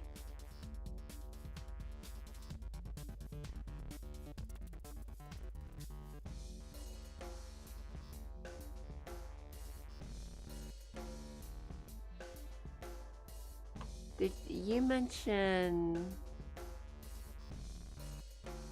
Oh, I see.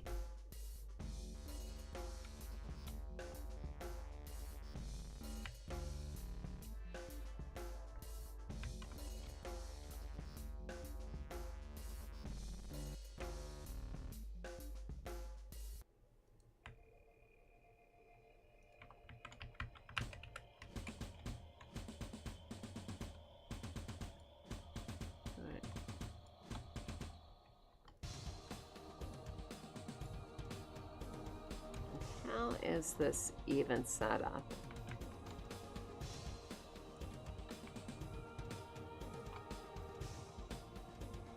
So this bottom bit is going to be on this bone.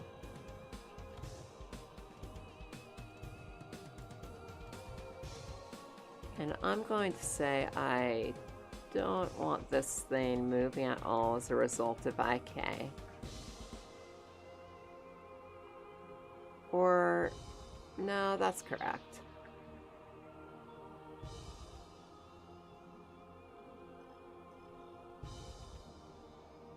Let's just set this one up first. And this is going to be another stretcher, so just thinking about this. This thing's allowed 100% stretch. Okay, yeah. This thing is named Control Base, that's fine. Control Stretcher.L.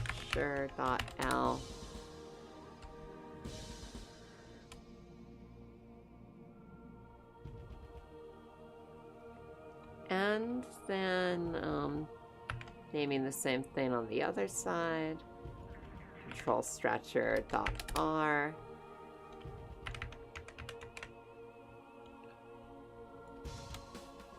This is a lot for something we're only going to see in one room, but I think it's kind of an important room because you need this thing to escape the space station. Alright, so both of these stretchers need total stretchiness. And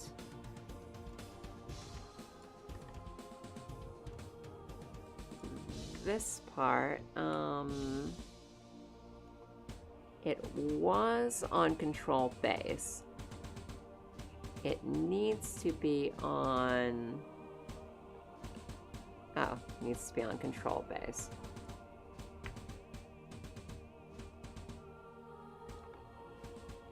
Doesn't seem to be on the right bit.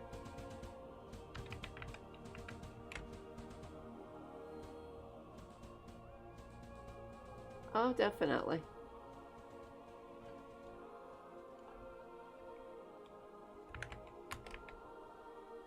I'll try. It's a little dicey.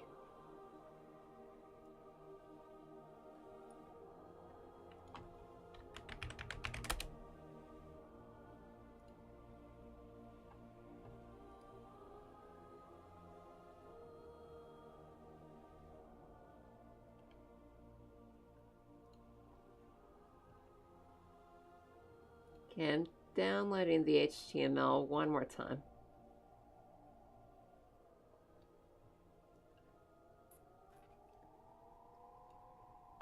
Is this the new one, Video Key?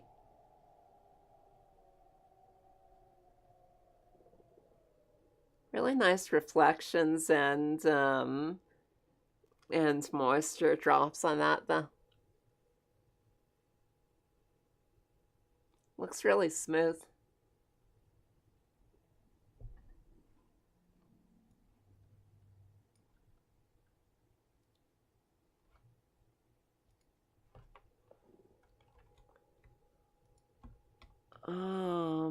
And thank you for bearing with me on this. I'm trying something I'm not entirely used to with getting these stretchy bits rigged up.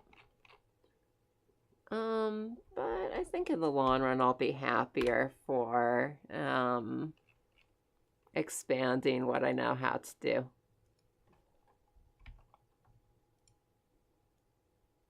And you all get to watch it. Internal server error. Stream Elements, you're letting us down here.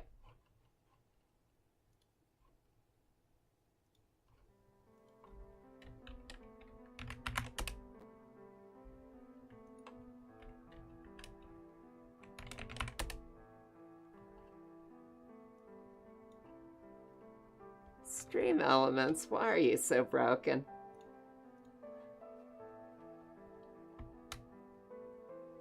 And I think I'd like this one to not rotate. let's go ahead and change that.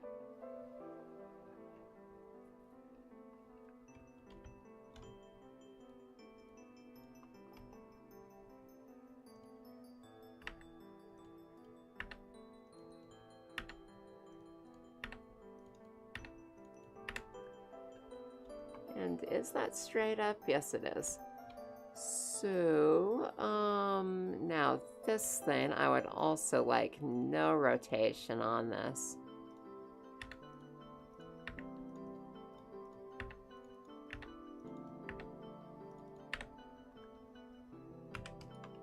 Well, thank you, City. Alright, and this might almost be working.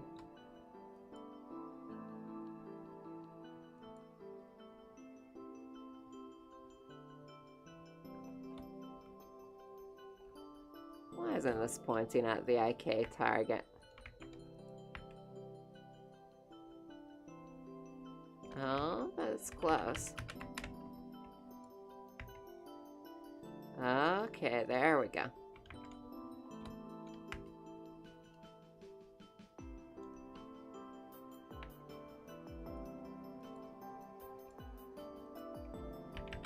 Oh yeah, and that doesn't work this way.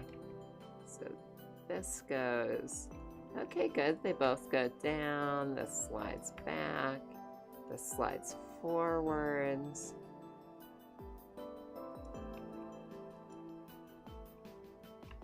This slides up.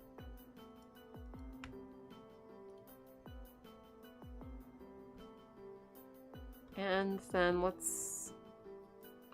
I really do need to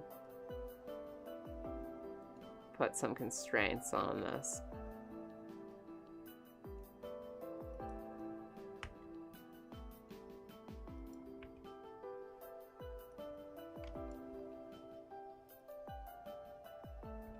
Yeah, that's kind of fun to mess with though. Totally impractical, but I think I can make some cool animations with this now.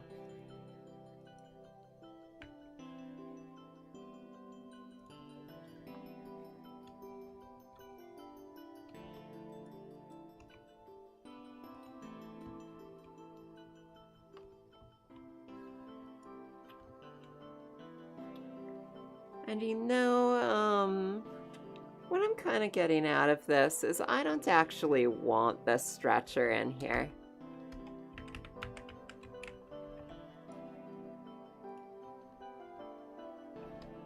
So now let's have another look at how this looks.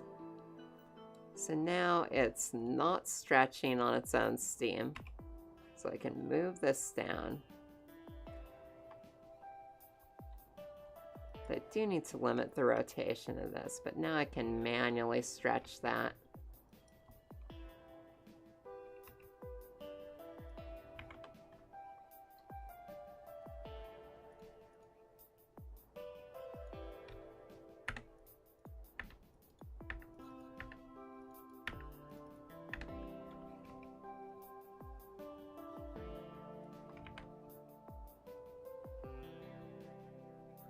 Okay, yeah, that, I think that's gonna work better.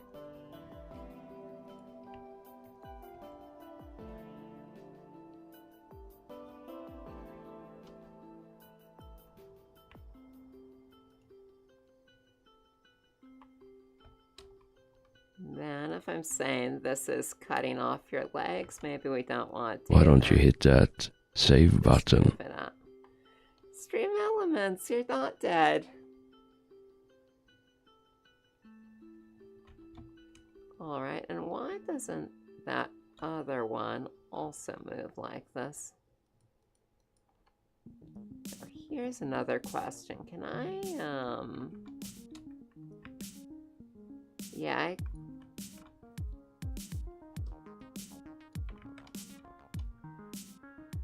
You know, I feel so silly saying this, but I probably don't want these stretching like this. I actually want control over this.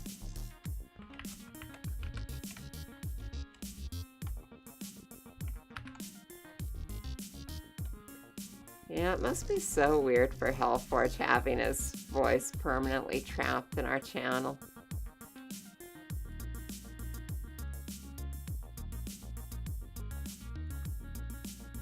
Alright, yeah, that's so much better.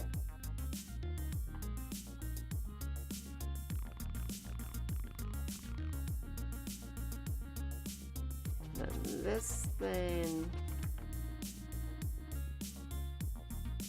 like, sometimes a little tilting forward would actually be nice here.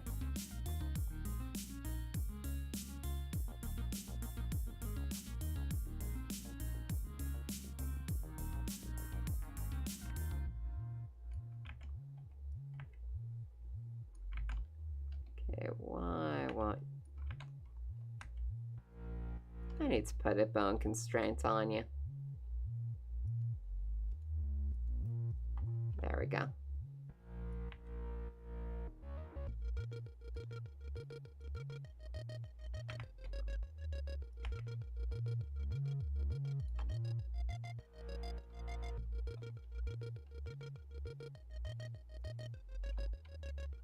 And I can reduce this chain length a bit.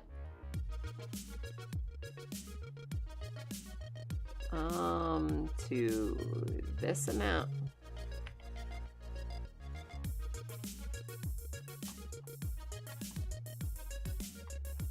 Now, like, all of this stuff isn't necessary.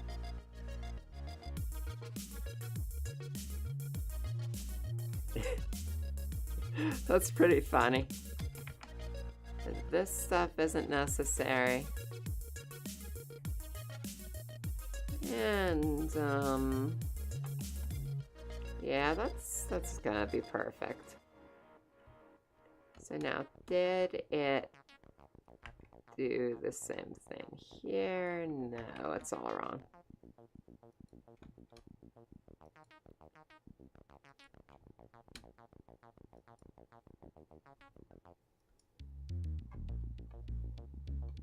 Oh, right, because of the chain length.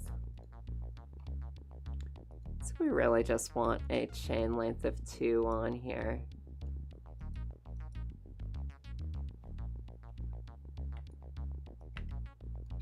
And that's just perfect.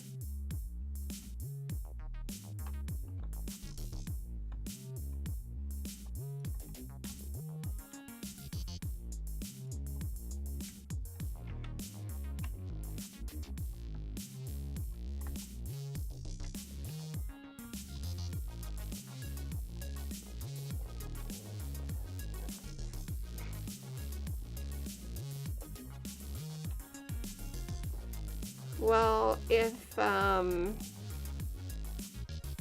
if you're hearing your own voice come from the other monitor, how are you sure when it's you talking and when it's the monitor talking? And can you ever really know? It's looking good. It's looking good. I don't know. Am I ready to animate? I gotta make sure I never move this thing so far out that,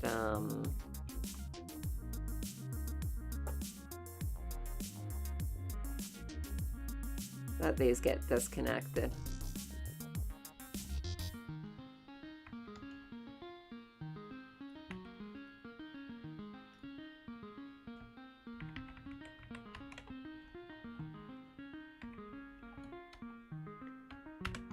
I think that's basically ready to animate, so, I'll just mess with it another minute.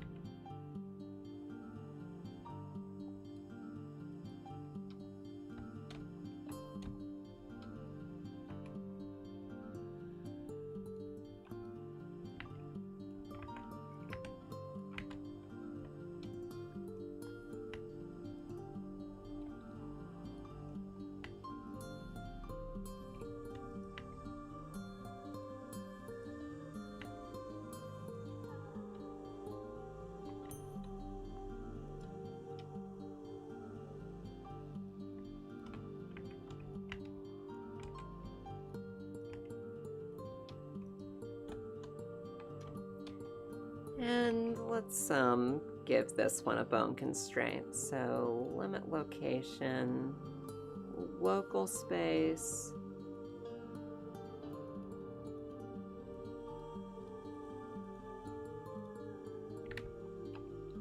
There we go. So now I can just grab that, move it up and down. And same deal with that other one, limit location.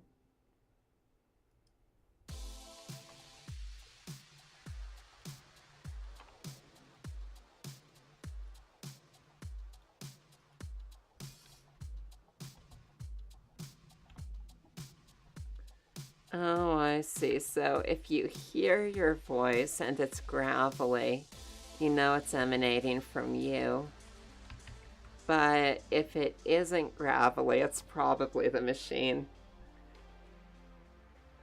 That's very sensible.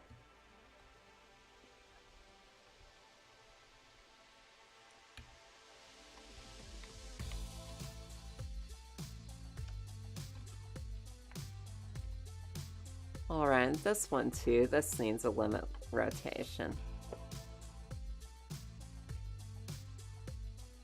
In local space.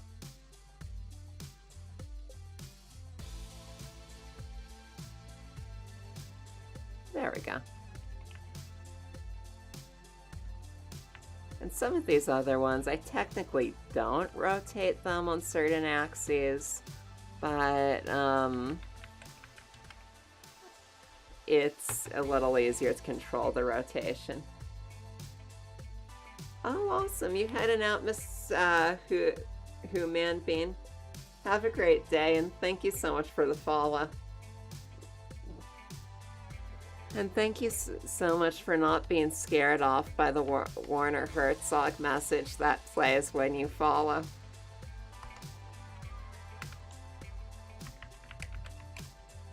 Alright, so I am saving, going to a new save file.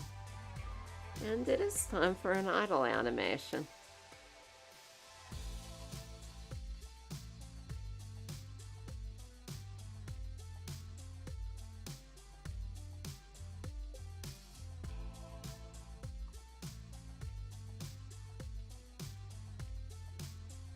What if you tire before it's done? Does it have rules? And more than one play?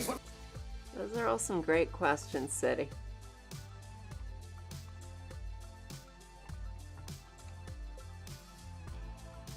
Let's call this shift console idle.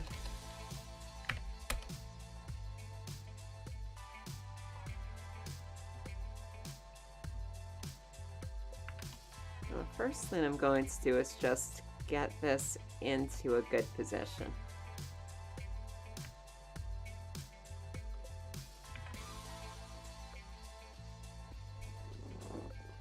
So this thing's probably set up so that it's like the pilots just got out of this thing, right? So the control monitor is a bit farther back, a bit more relaxed. Maybe even close to the floor if I can manage it.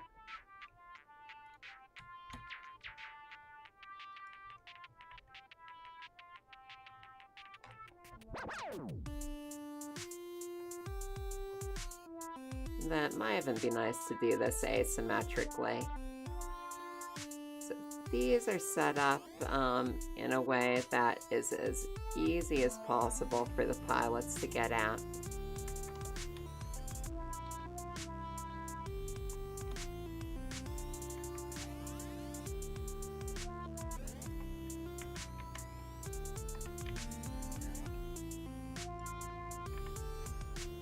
Going to raise this a bit more. And does that poke out the top? No, it doesn't.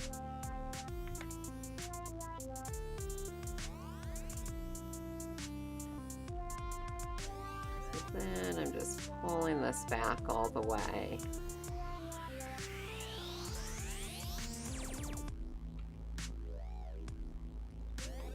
Bring this up as much as possible.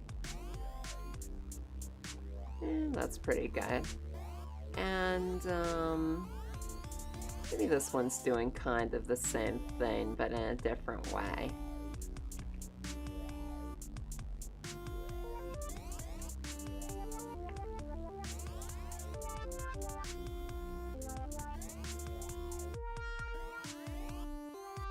I do need to be careful that these are actually connected at the base to this.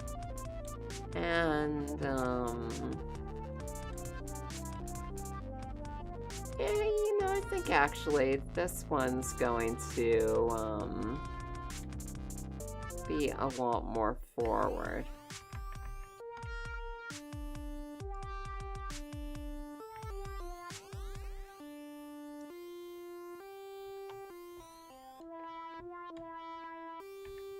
There we go, that's a cool thing. And move this chord around. This chord is going to be a bit of a nightmare to work with. It's probably not rigged that well.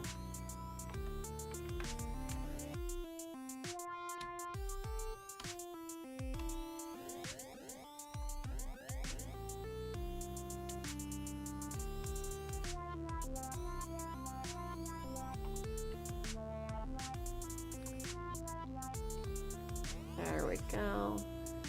And,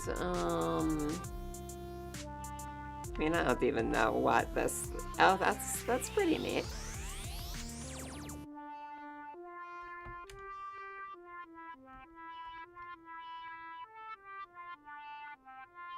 Alright, make sure everything looks okay.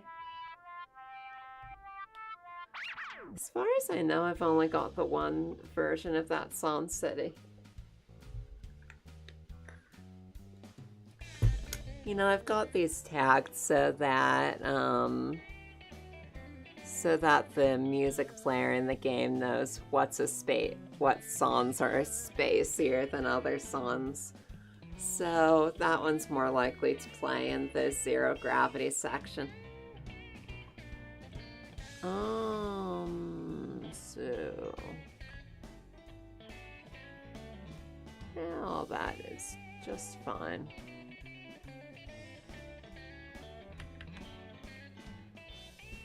So I don't think I did any scaling, so let's do location rotation. And, you know what I found the other day was when I tried to import like a 1000 frame idle animation into Unity, it's actually incredibly slow to import. So it's like I couldn't find any documentation online saying whether long animations are worse than short ones with the same number of keyframes. But I'm going to make this long and then shrink it down and then just tell Unity it needs to play it slower, because that's what worked with the other thing. So like I said, this isn't moving a lot in the idle. It's just going to be shifting ever so slowly. Like some kind of sleeping giant bent on destruction.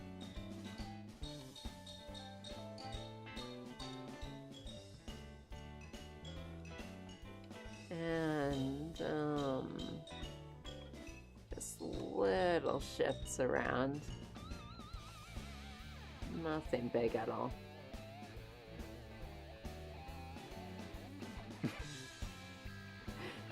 Yeah, with Bob Ross you get happy little clouds, and I guess the show has its own ways to describe the design elements.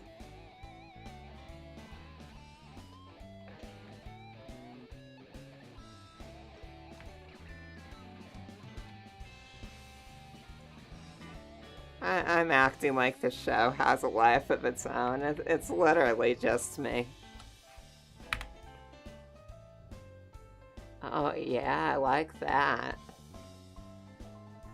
This show is all my own sick sense of humor.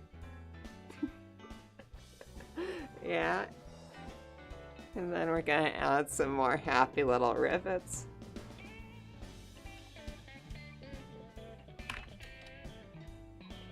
Unacceptable!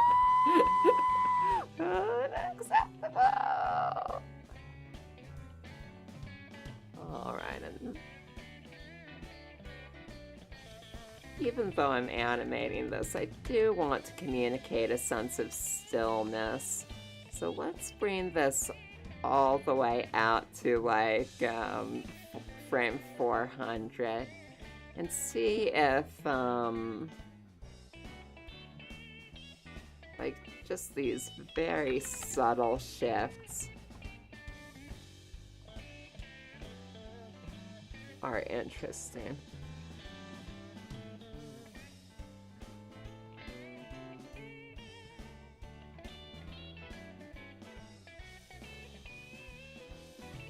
I think that might be a little much.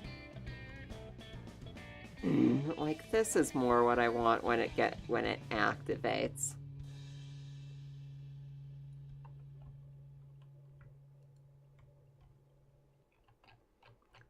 Model animations are funny because, like I said, I'm trying to communicate a sense of stillness while the thing is in motion.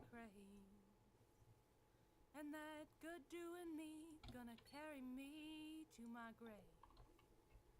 I'm selling it cheap 'cause I got good stuff. And if you try it one time, you can't. You know, just like the machinations of some kind of evil sleeping giant. You can come by my house at 12. Some like it hot, some like it Who's cold, really to say some like it anyway, whether the so giant I'm is good or talking evil? about my barbecue. It's probably misunderstood.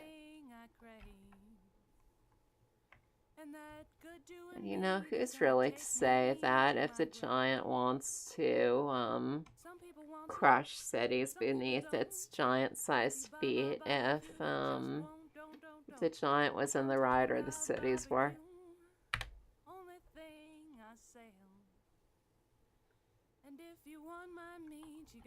Okay, so some people want to know. Oh, City is all about the new expansion for CK2. I've played it just a little bit, and it is very fun. And you can get my meat any night at 12. Yeah, and by the way, thank you for all that chain swinging you did outside of the Paradox Studios. I think it really paid off when they released Holy Fury.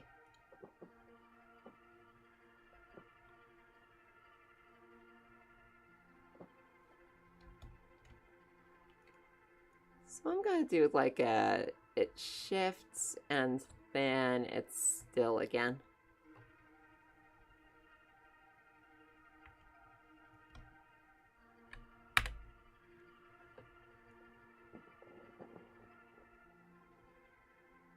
Why you gotta be like that?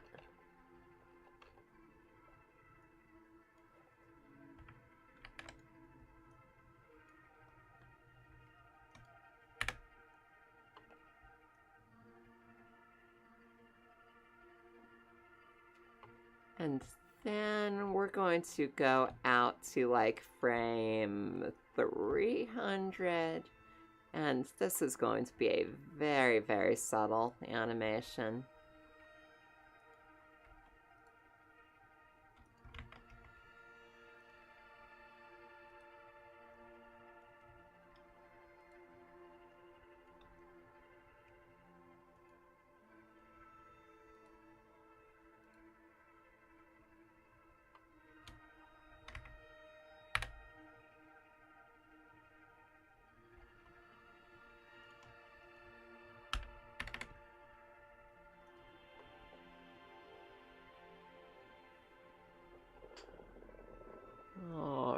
So the giant shifts in its sleep, and then we have like a very subtle thing.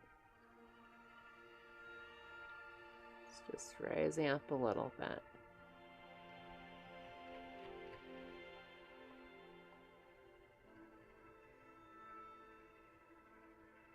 Maybe even more subtle than that.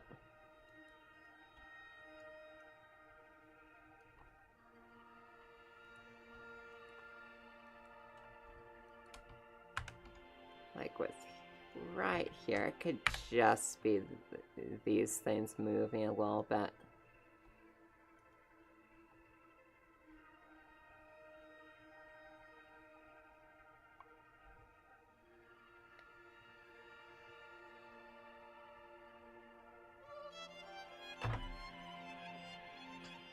Are those even moving?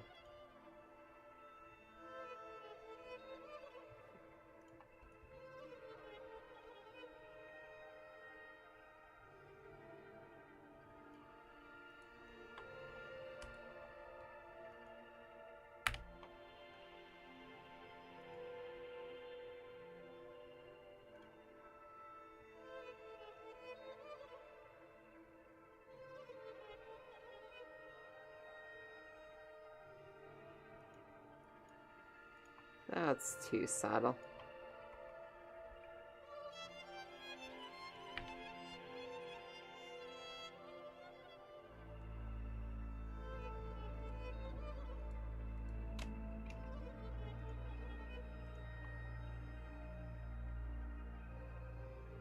Yeah, I kind of like that.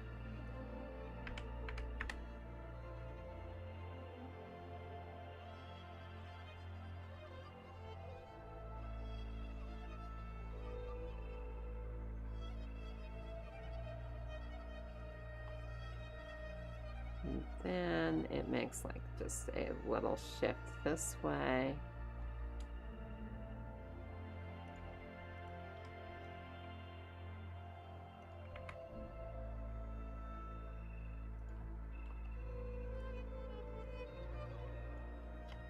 Yeah, it seems like such an improvement, what they did with CK2. Not that I was playing it much before, but, well, like, I mean, City could talk about it better than I could, but the stuff with the Reformation, like reforming as a pagan, seems really well thought out now. And you can also do a lot with, like, randomly generating a world, which is cool. Yeah, this is a good song.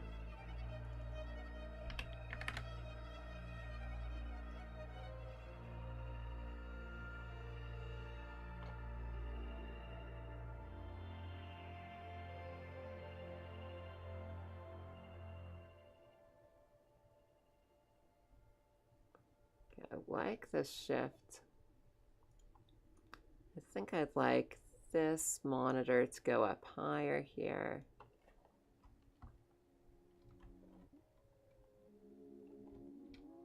This monitor will rise.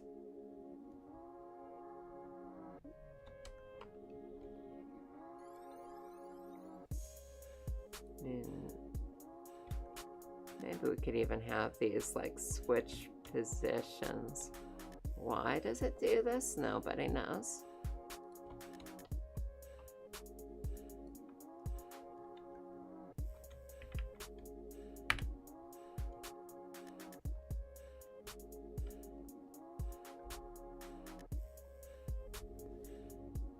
Okay, and stillness, stillness.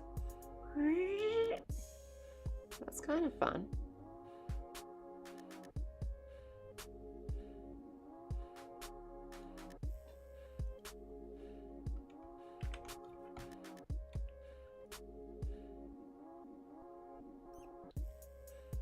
Then I think we're going to go way, way out to like frame 800-ish. Yeah, I'm not sure if I said hello Was Corpus in chat earlier? I feel like you were, but I must have just imagined it. How are you doing today, Corpus?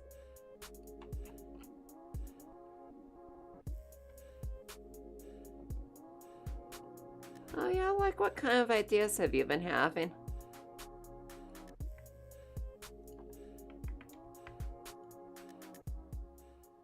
Oh, and this got messed up, so...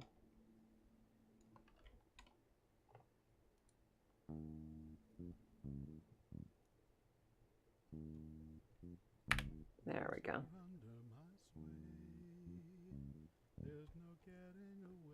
So back to frame 800.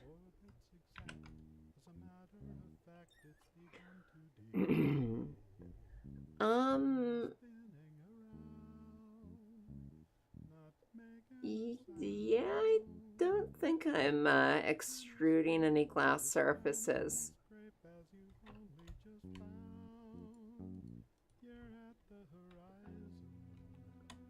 So then,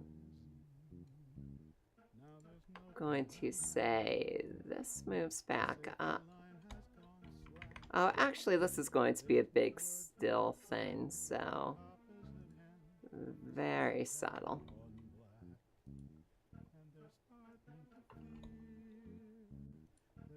But maybe this moves more significantly.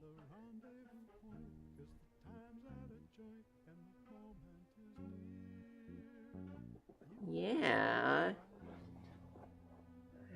Game making does get pretty crazy. So, what kind of game you thinking, Hellforge?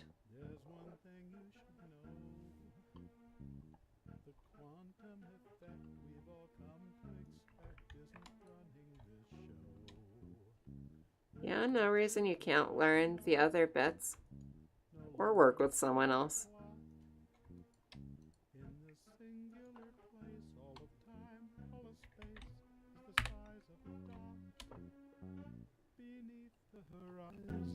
I don't think I've heard this song before. The end's always the same. Love's attractions to blame. And my heart doesn't care if it's all or nowhere. That's not part of the game. There's no need. Okay, so then let's go. I want more stillness in here. Just look up at the sky and the clouds passing by on this day that can't end. Inside this horizon, our event horizon. Inside the horizon, our event horizon.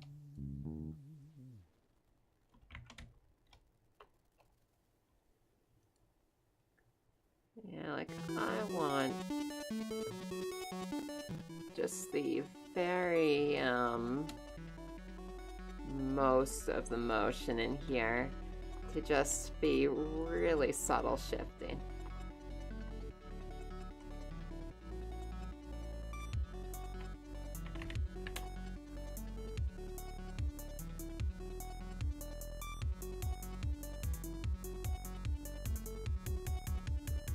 Let's say and 1.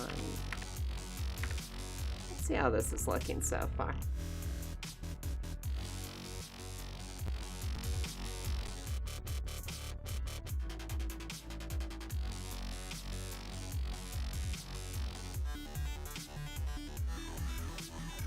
Alright, so barely moving at all.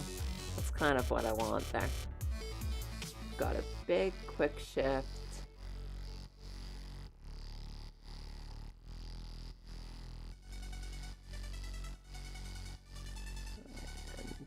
And this is a pretty noticeable one. Here we've got stillness, but you can see things moving around a bit.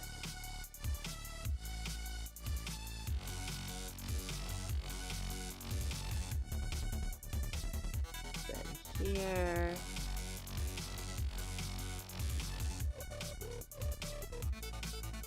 All right, very still there.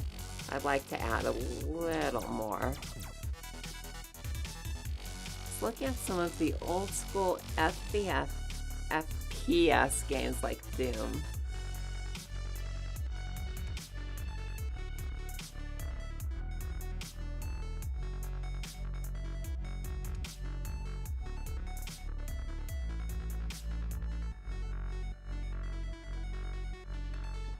Yeah, so, I bet you can make something that looked way better than Doom. So what kind of game were you thinking?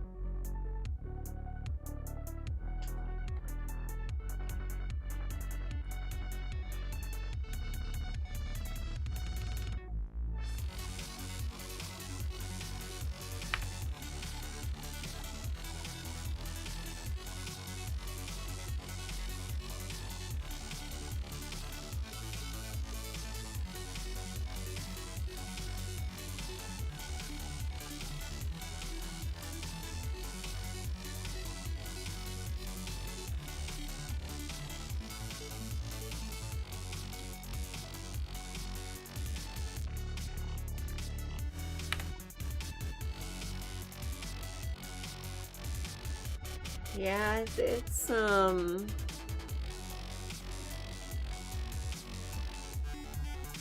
1 minute. What was I saying? Yeah, I bet you've studied, what that looks like a lot, Corpus. So what would be in?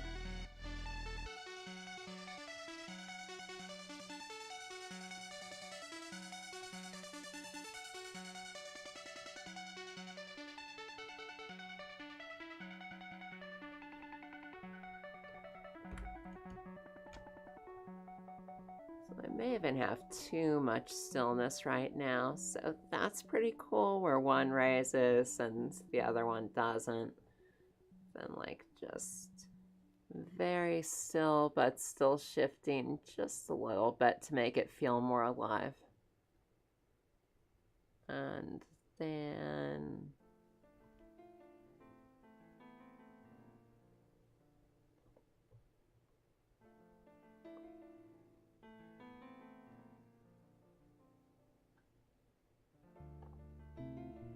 then we can just see that moving back up. I think I'd like this one to be lowering a bit while it does that.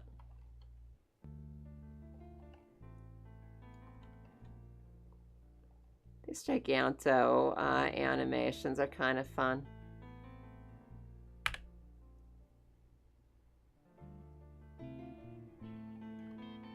And then let's just have a,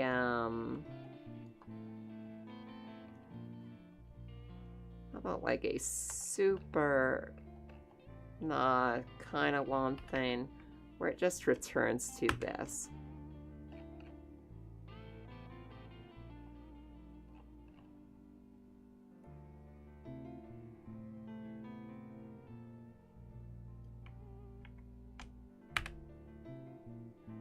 So now the end is at 1901, and let's see if all that works.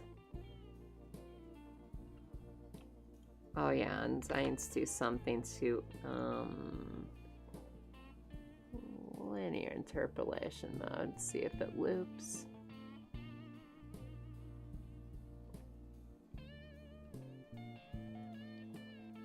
And let's just watch this for a bit. Not sure. I like some FPS. Yeah, that's true.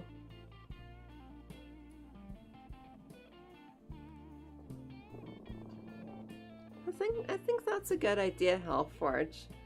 Yeah, the AI can get pretty complicated.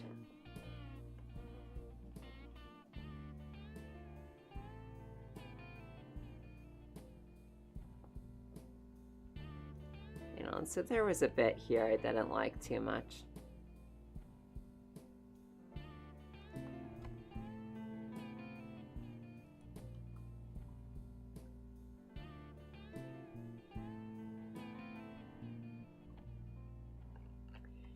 Yeah, and so something like Firewatch style adventure. The, like I could see the hardest part on that being writing everything.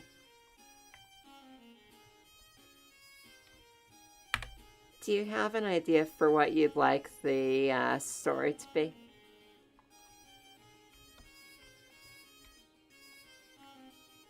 Alright, just watching this thing some more.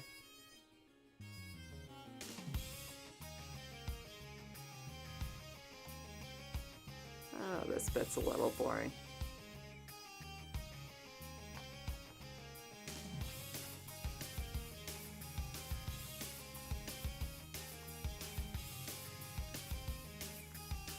Hey, you, big monitor, how about you do some cool stuff here?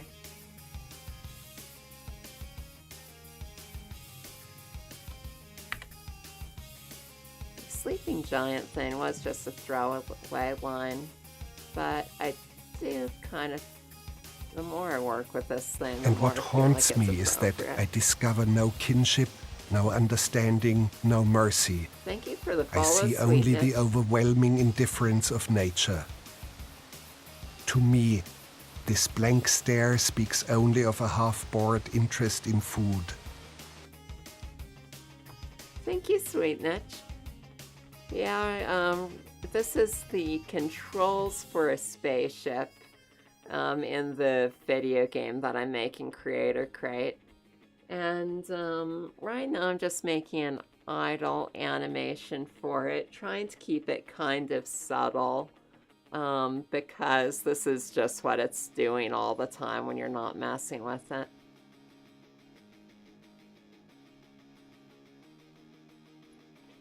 Yeah, how are you doing today, Sweetnitch? Do you do any game design or 3D modeling?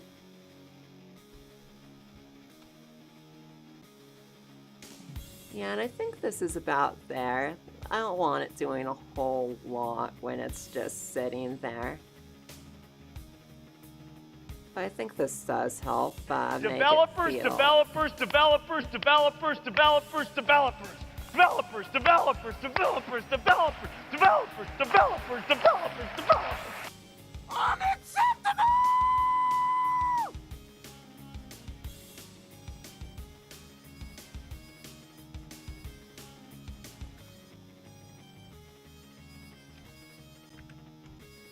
Adding an empty in blender, you say?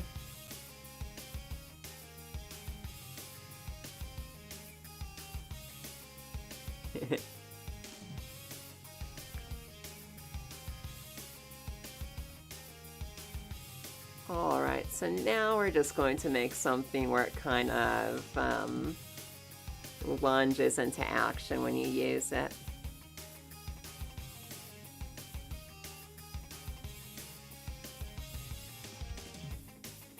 Yeah, I'm feeling good about this idle. And I'm going to say that this idle animation, like I said, it doesn't import into Unity well when it's 2,000 frames long. So I'm going to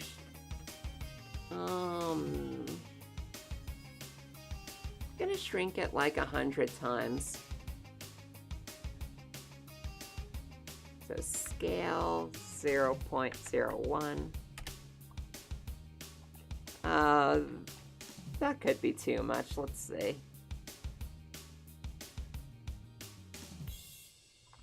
No. Let's say scale 0.1. That's like 100 frames. That shouldn't be 200 frames. Shouldn't be too bad.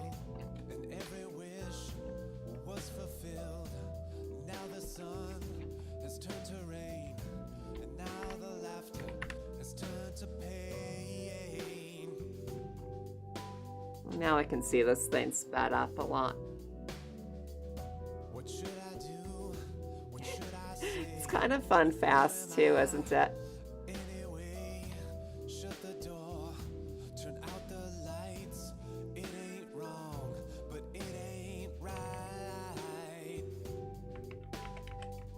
What have people been saying?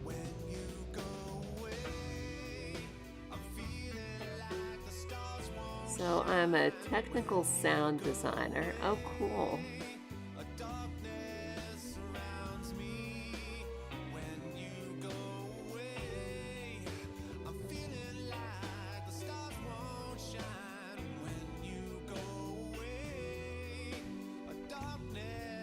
Alright, so let's go ahead and I'm gonna say it's probably like in this position a good part of the time. So I'll just nab this for the beginning of the next one.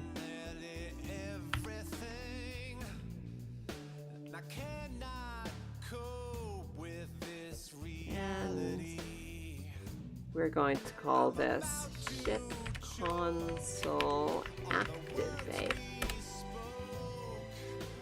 Ship console powers activate.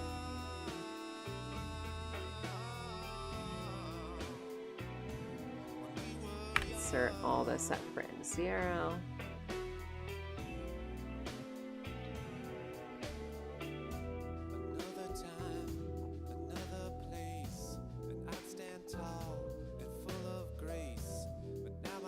Yeah, this is a good song. Are you trying to draw a quad with a center vertex?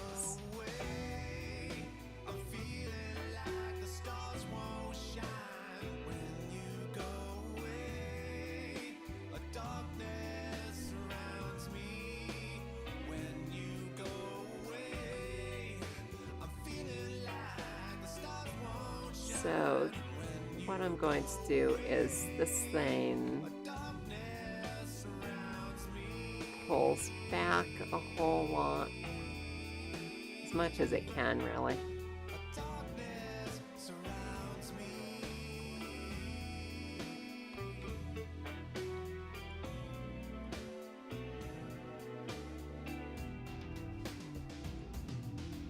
This goes down. Same thing with this.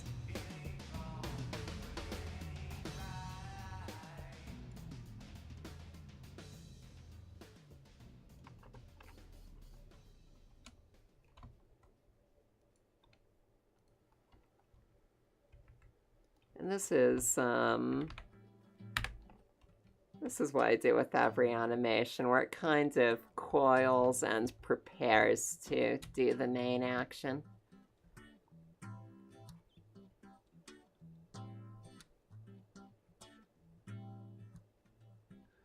Oh yeah, so possibly.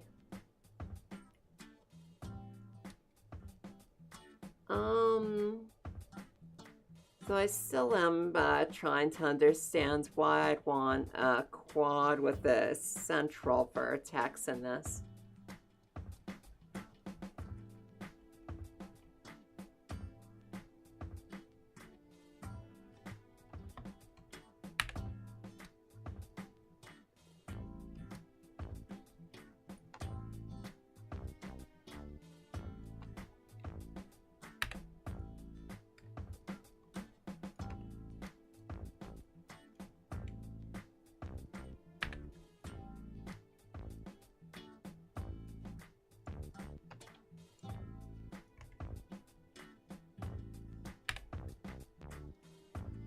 That's pretty fun. And then it's going to stay coiled for a frame or two.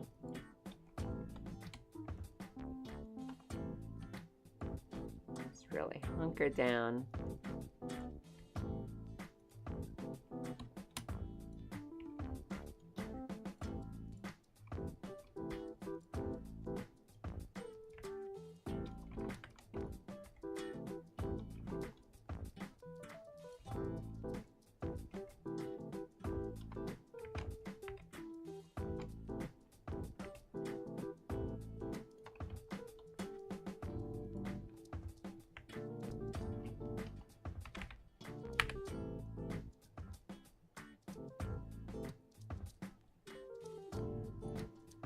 See what we got so far. That's a bit much on this monitor.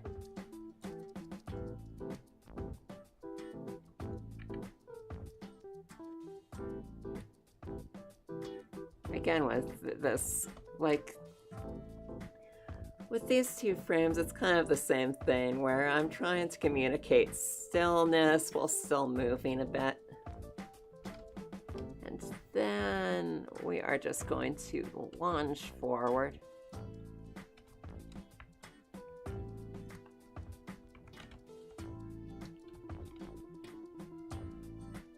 Let's actually do an intermediate frame though, like,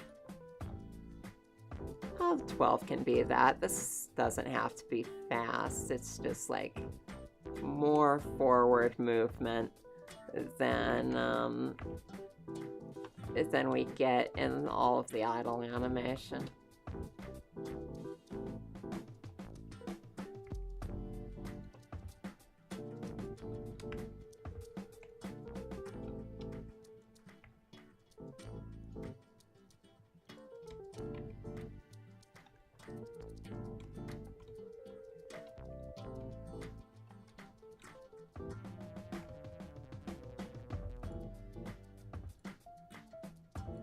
And insert all of this.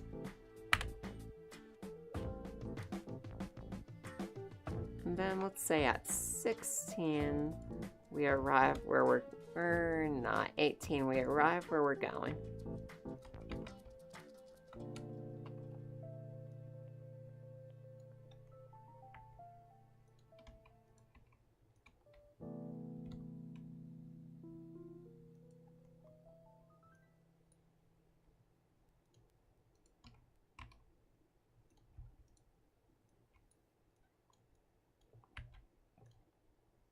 And I don't know how practical it is even using this thing from a reclined position, but that looks vaguely like you could do it.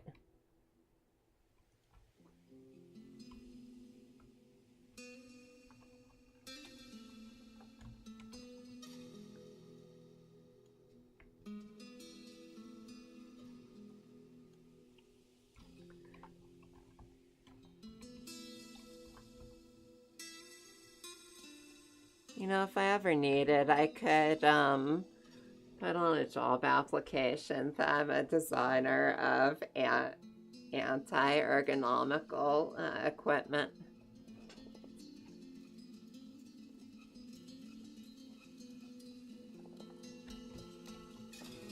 It's like ergonomic design, but in reverse. Meant to be as uncomfortable as humanly possible.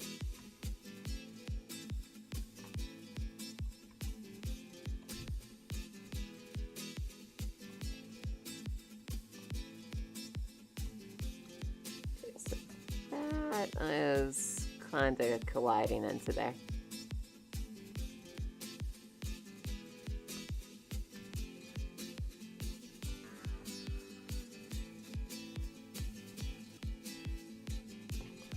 Is it still doing it? No.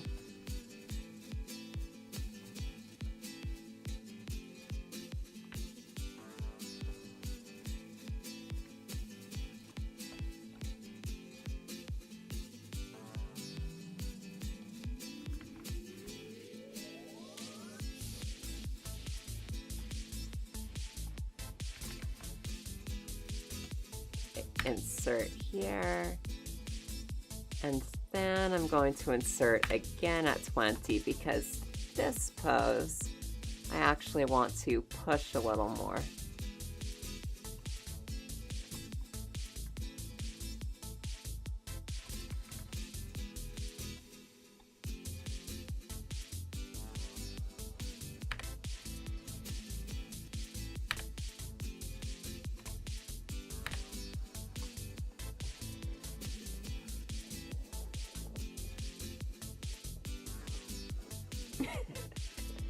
You know, I couldn't agree more, Video Key.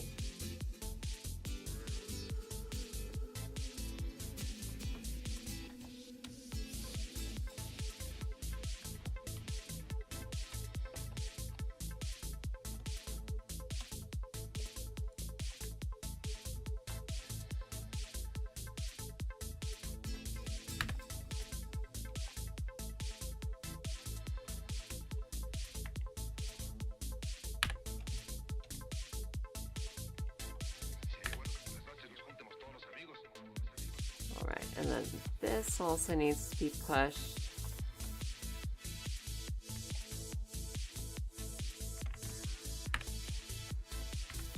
Hey Johnny, how are you doing today?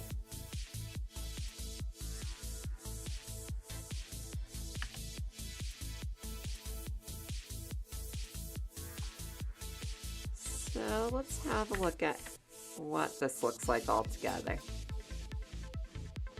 Oh yeah, that looks incredibly menacing.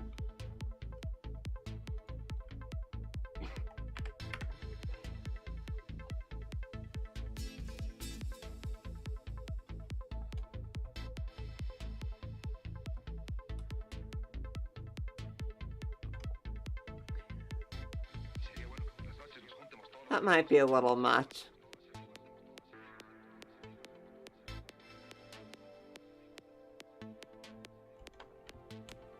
Yeah, so,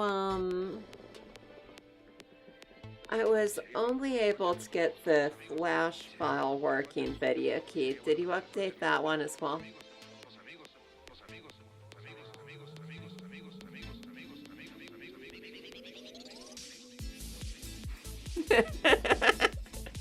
Yeah,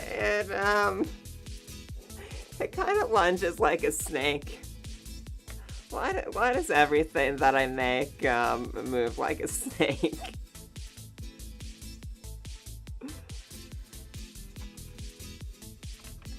But you know, being in a chair underneath this thing still sounds better than getting entombed in your own Mac.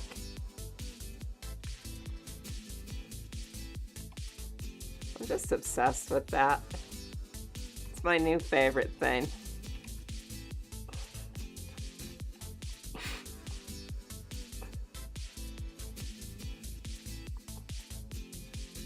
Alright, I made that a little less terrifying.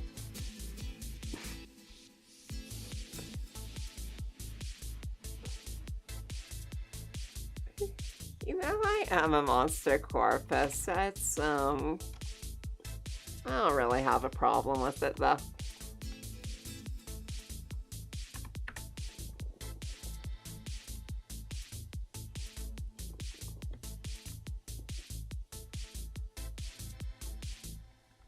Alright, and I'm actually going to make the end of this a bit, longer.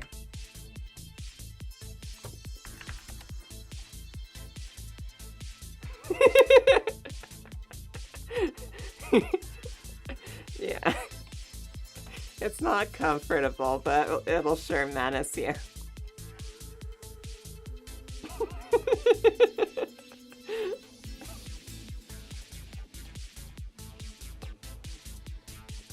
This thing could give Truckosaurus a run for its money.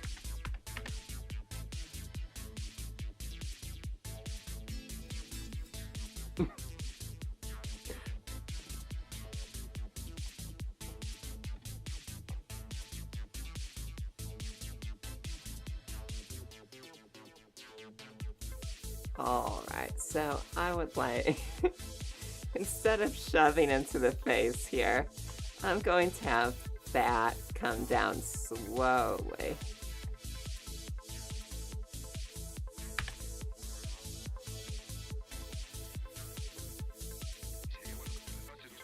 Well, you know, I'm sure IKEA would love to add a little more menace to their furniture.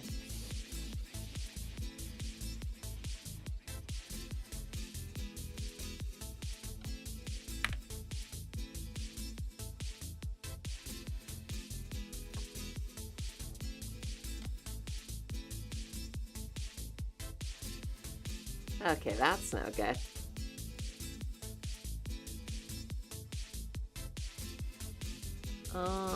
But I do like how that screen's moving, so I'm going to work around it.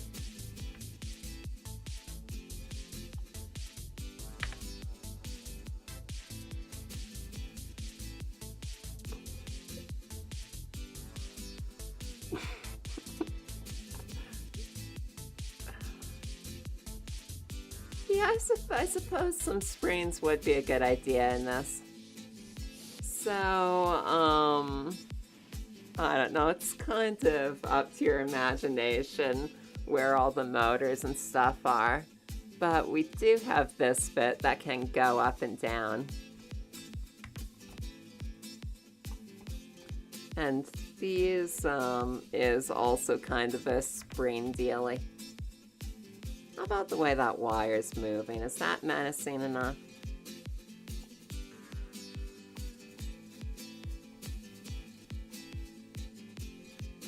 Is anything menacing enough?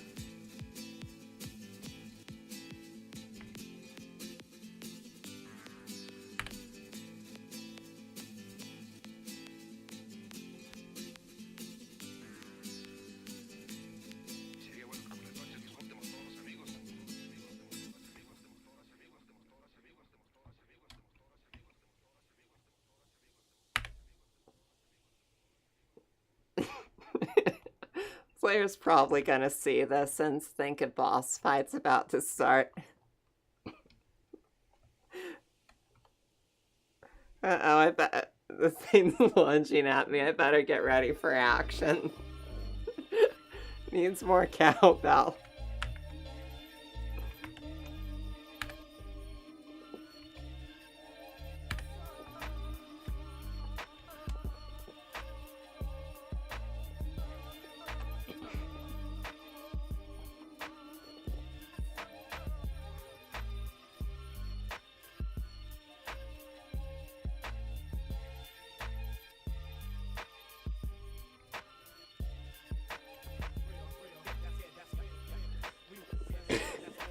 Yeah, it's not so much a boss fight as a lose state.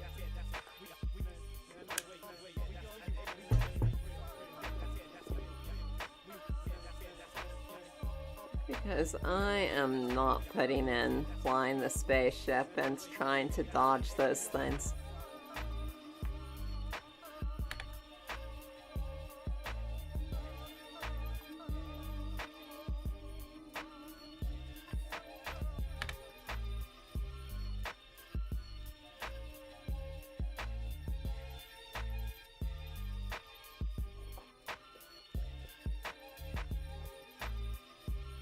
You know, I'm sure this thing has the best interests of whoever's in the spaceship at heart. Even though it looks pretty creepy. Like, here's a pilot's eye view of this. That's only a little bit terrifying, right?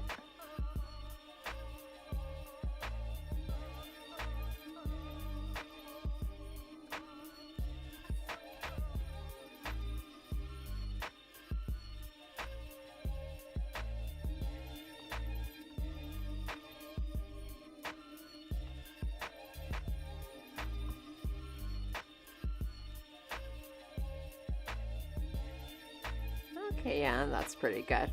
So I think one more animation.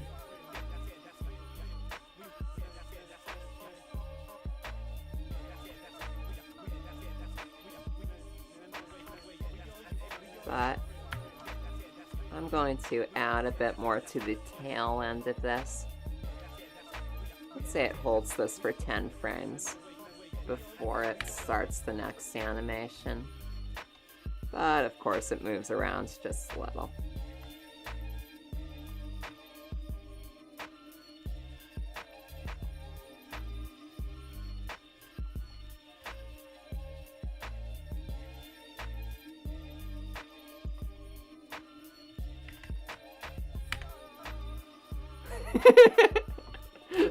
I call it the thrustotron.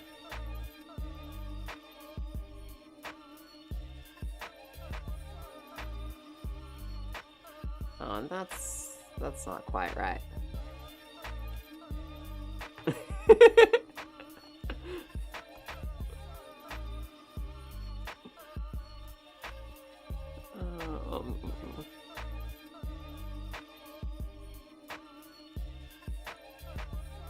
So at frame 10-ish, I need to extend this out.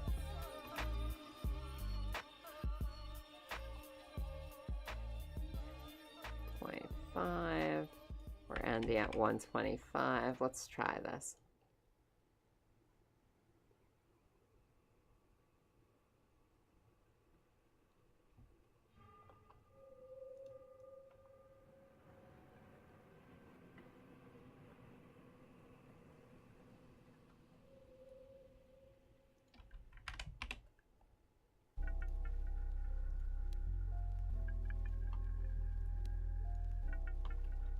And I don't like how this motion's reversing, so make it more extreme.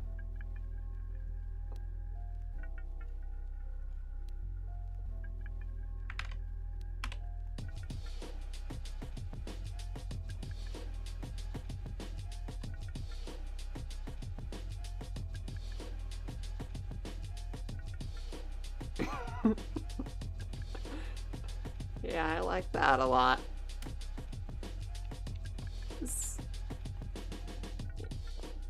You know, when I have a spaceship, which is on the plan. You know, funny that you mentioned City, because I did model a samovar at some point in the distant past. Maybe that'll make it into the game at some point.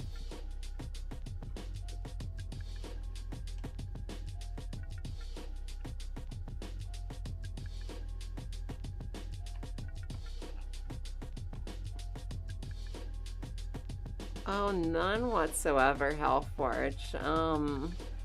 But I don't know, I hear good things about it. You know, I think maybe, I just gone to Unity because the support was a little better for Unity, and, but yeah, it sounds like they got a pretty similar setup and maybe some technological advantages. Hard to really say though without using it some more.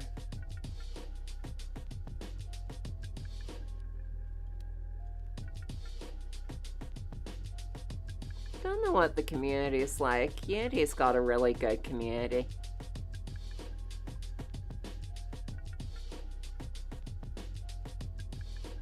If I were gonna be partisan about anything, I'd just be partisan about Godot.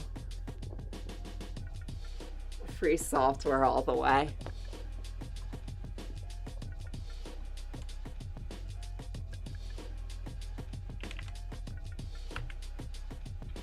I mean, unless Unity would like to give me a sponsorship and pay me $1,000 an episode to advertise Unity.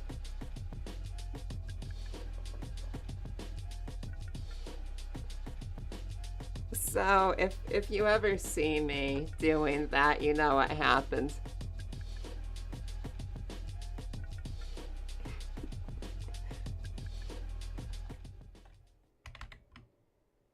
Okay, so copy this, and this is activate. Now we're making a new animation, ship console active idle.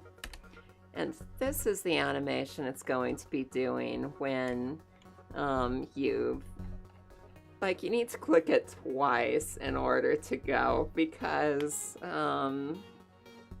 if you don't disable the ship turrets, like, you'll get blown up if you confirm. And I could just not let the player leave instead of giving them a bad ending, but I feel like it's more fun if I let them get blown up. Like, sure, you can fly away. I'm not your mother.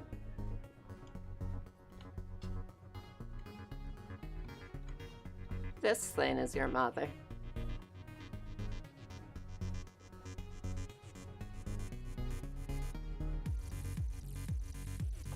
Alright, so now that's active. It's kind of doing the same thing as in the other idle animation, but faster and with more feeling.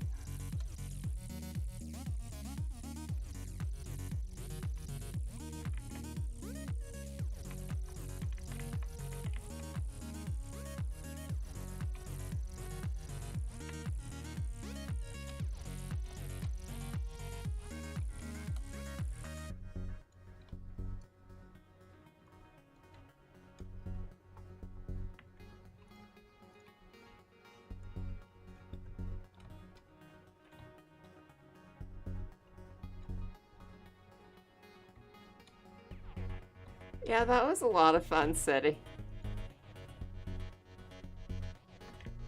Oh, what's in the box? What's in the box?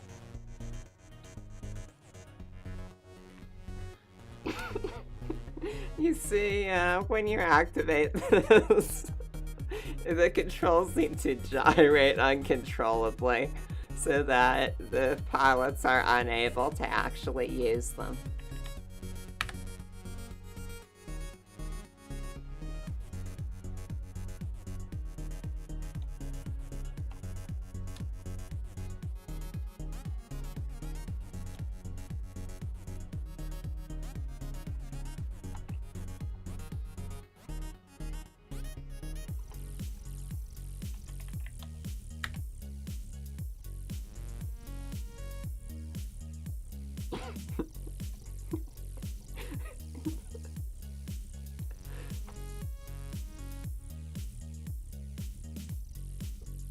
Yeah, so what would you say the advantages of Unity are, Corpus?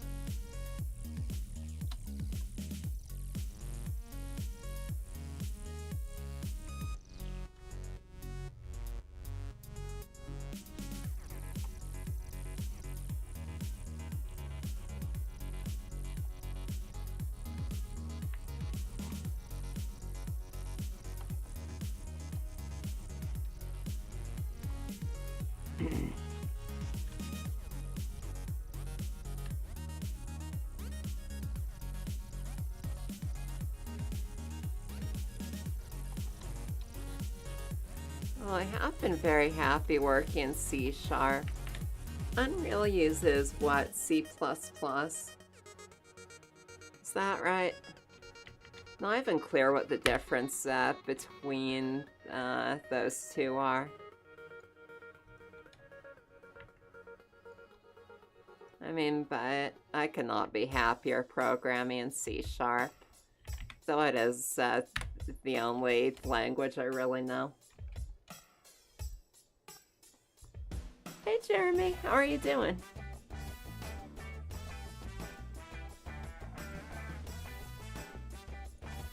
So, right now I'm animating a very overzealous ship console that, probably means well for the ship's crew.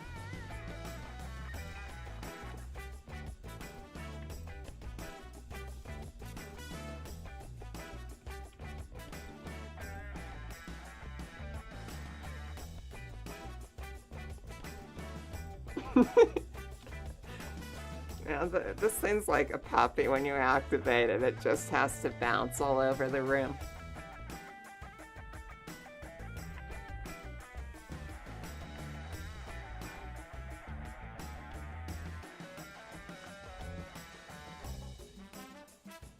Oh, I see.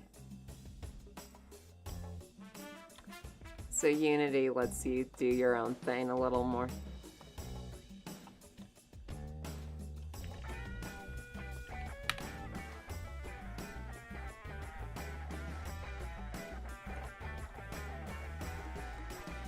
Yeah, you know, if you see this thing, if you see it moving like this, you probably should run from the room.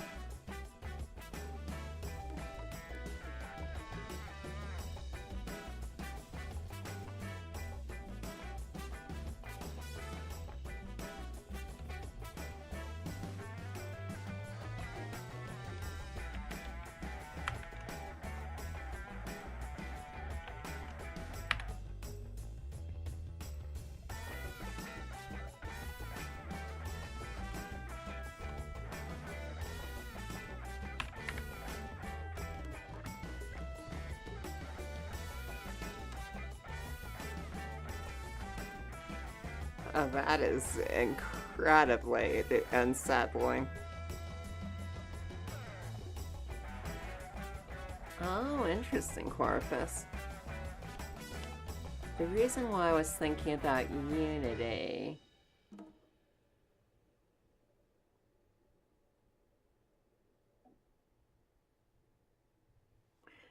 Yeah, I bet it's a huge mess on writing or rewriting anything in the engine for your own purposes.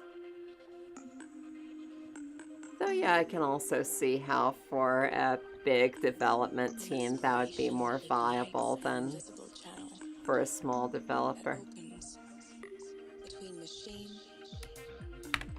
You know, if you've got a lot of people, you can afford to spend time on rewriting the whole thing. Hands, only servants, to a vast silent source, unseen, yet irrefutable. I let go and lose any separate identity from this infinite fountain, like the star. Okay, this song's getting deleted. Like the star, her creation absolves time. Like the star, whose golden cups paint the universe. Like the star.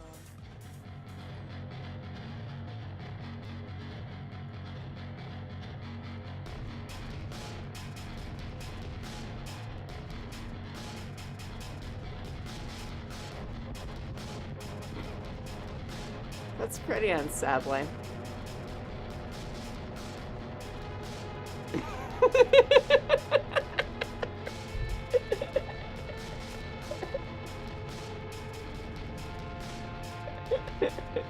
What have I done?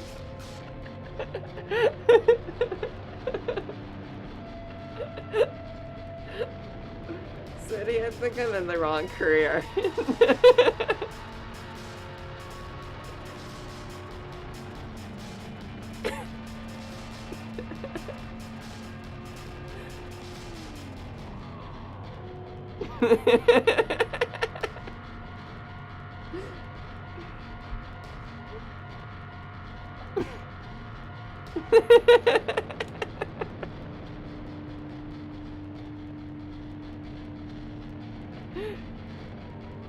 Okay, I might need to rework this animation a bit.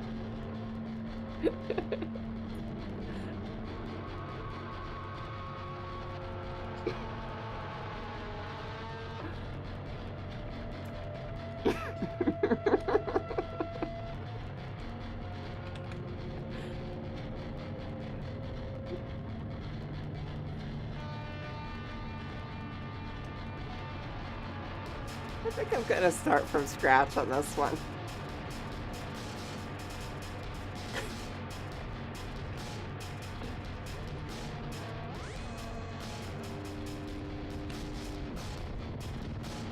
And maybe try for more subtle movements.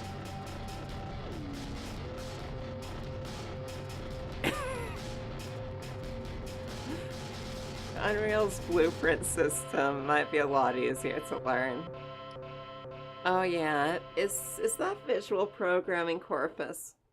I hope you don't think you got It's too funny. Let the romance take you all where it may. In the sweltering heat, we're gonna dance all night. Pitch it right. There's only one song that the neighbor's gonna hear. Free music, free beer.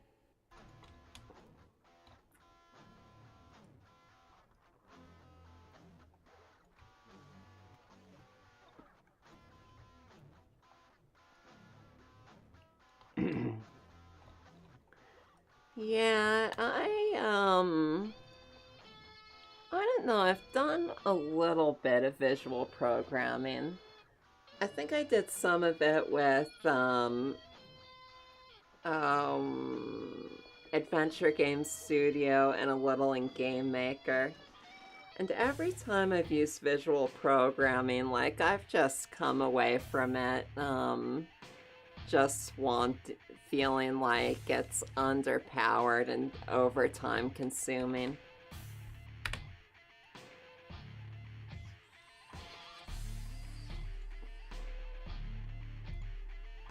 But, you know, I don't have experience with the blueprint system, so maybe it's different in Unreal. Okay, I think I think if it's just going up and down and we're not doing some kind of thrusting motion, we'll be okay.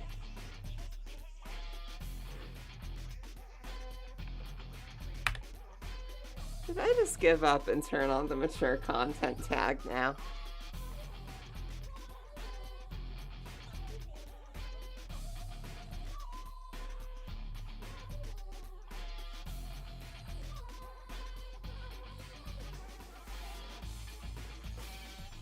Oh yeah, and it's going to 81. Okay, yeah, that's more like just breathing.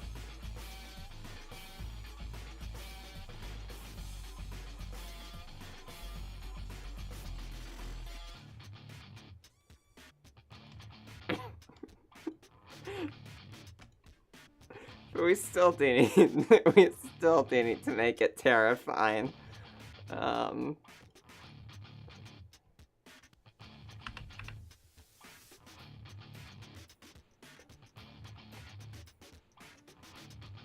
mean, that might be enough.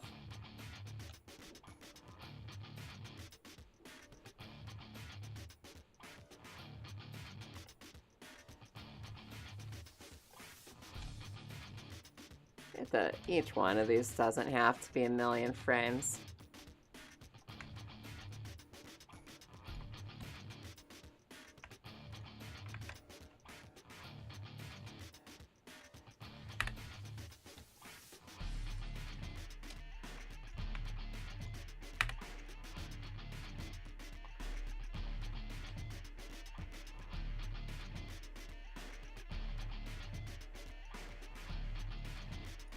This thing really does look like a boss.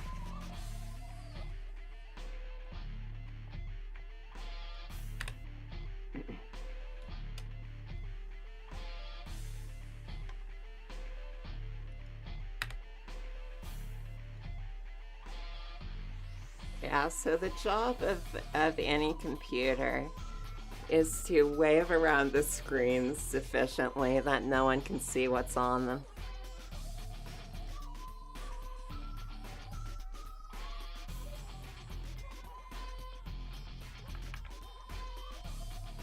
Okay, make sure that's linear, and I think this might be enough for this.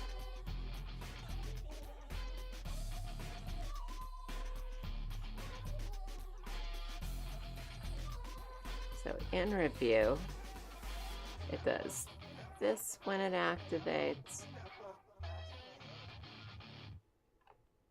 Oh, and how long is this animation? Okay. So it does that. And that does this.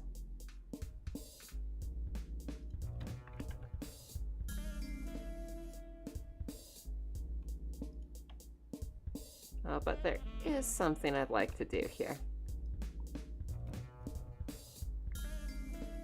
So I think this might be a bit long, since we're going into a very active idle animation.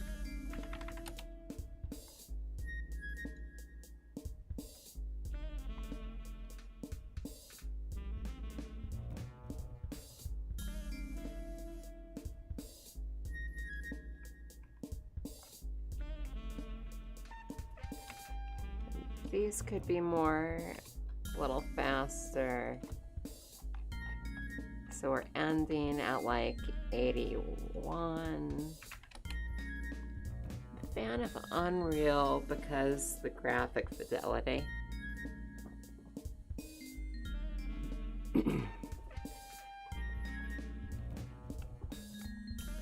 Yeah, I mean, you can do a lot with different shaders and everything, but I don't know. I have heard that the high, like, as far as really high-end graphics, the high-end for Unreal is a little higher than for Unity. But that's just hearsay.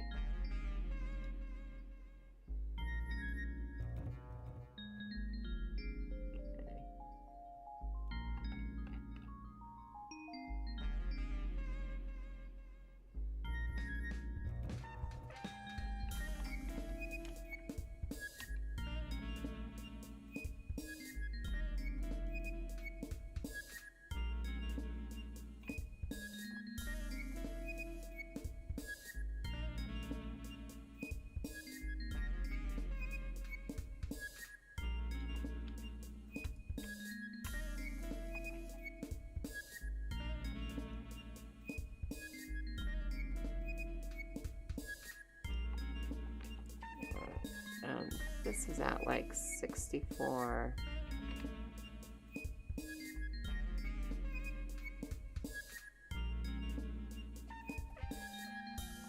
Get that pilot's eye view again.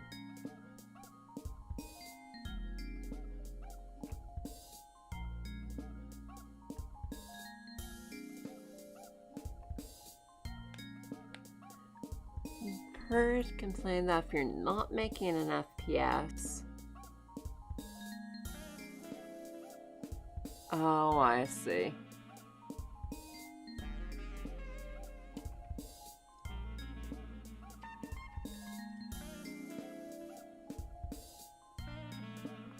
So this does start where the other one ends, right? That's 1 for this.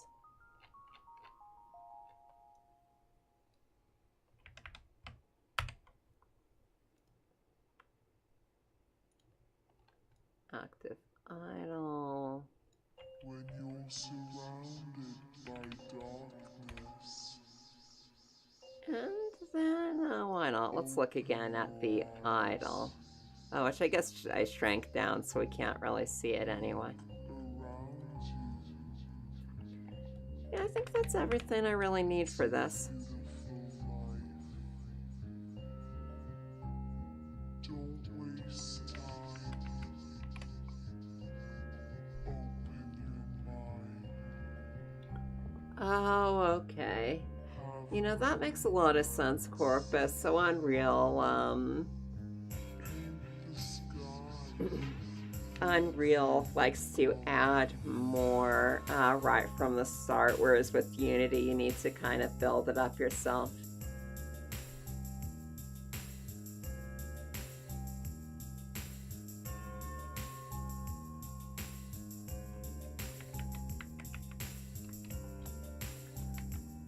All right.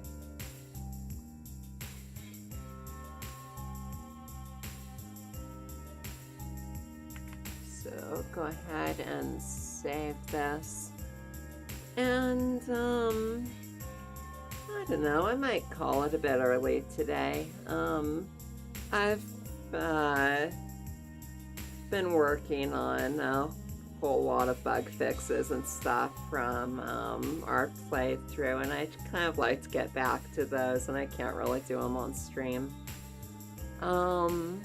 But thank you so much, everyone, for watching and hanging out today. And let's see if there's anyone that we can go ahead and raid.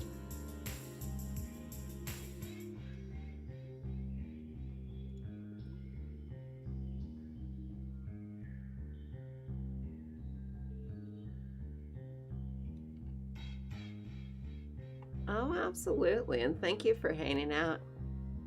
So let's see who's going at the moment. Anyone interesting?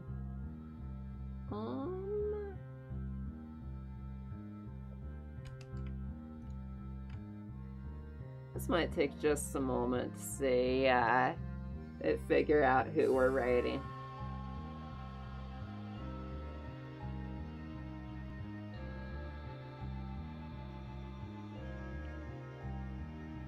Yeah, so let's go ahead and raid Darkstone Official.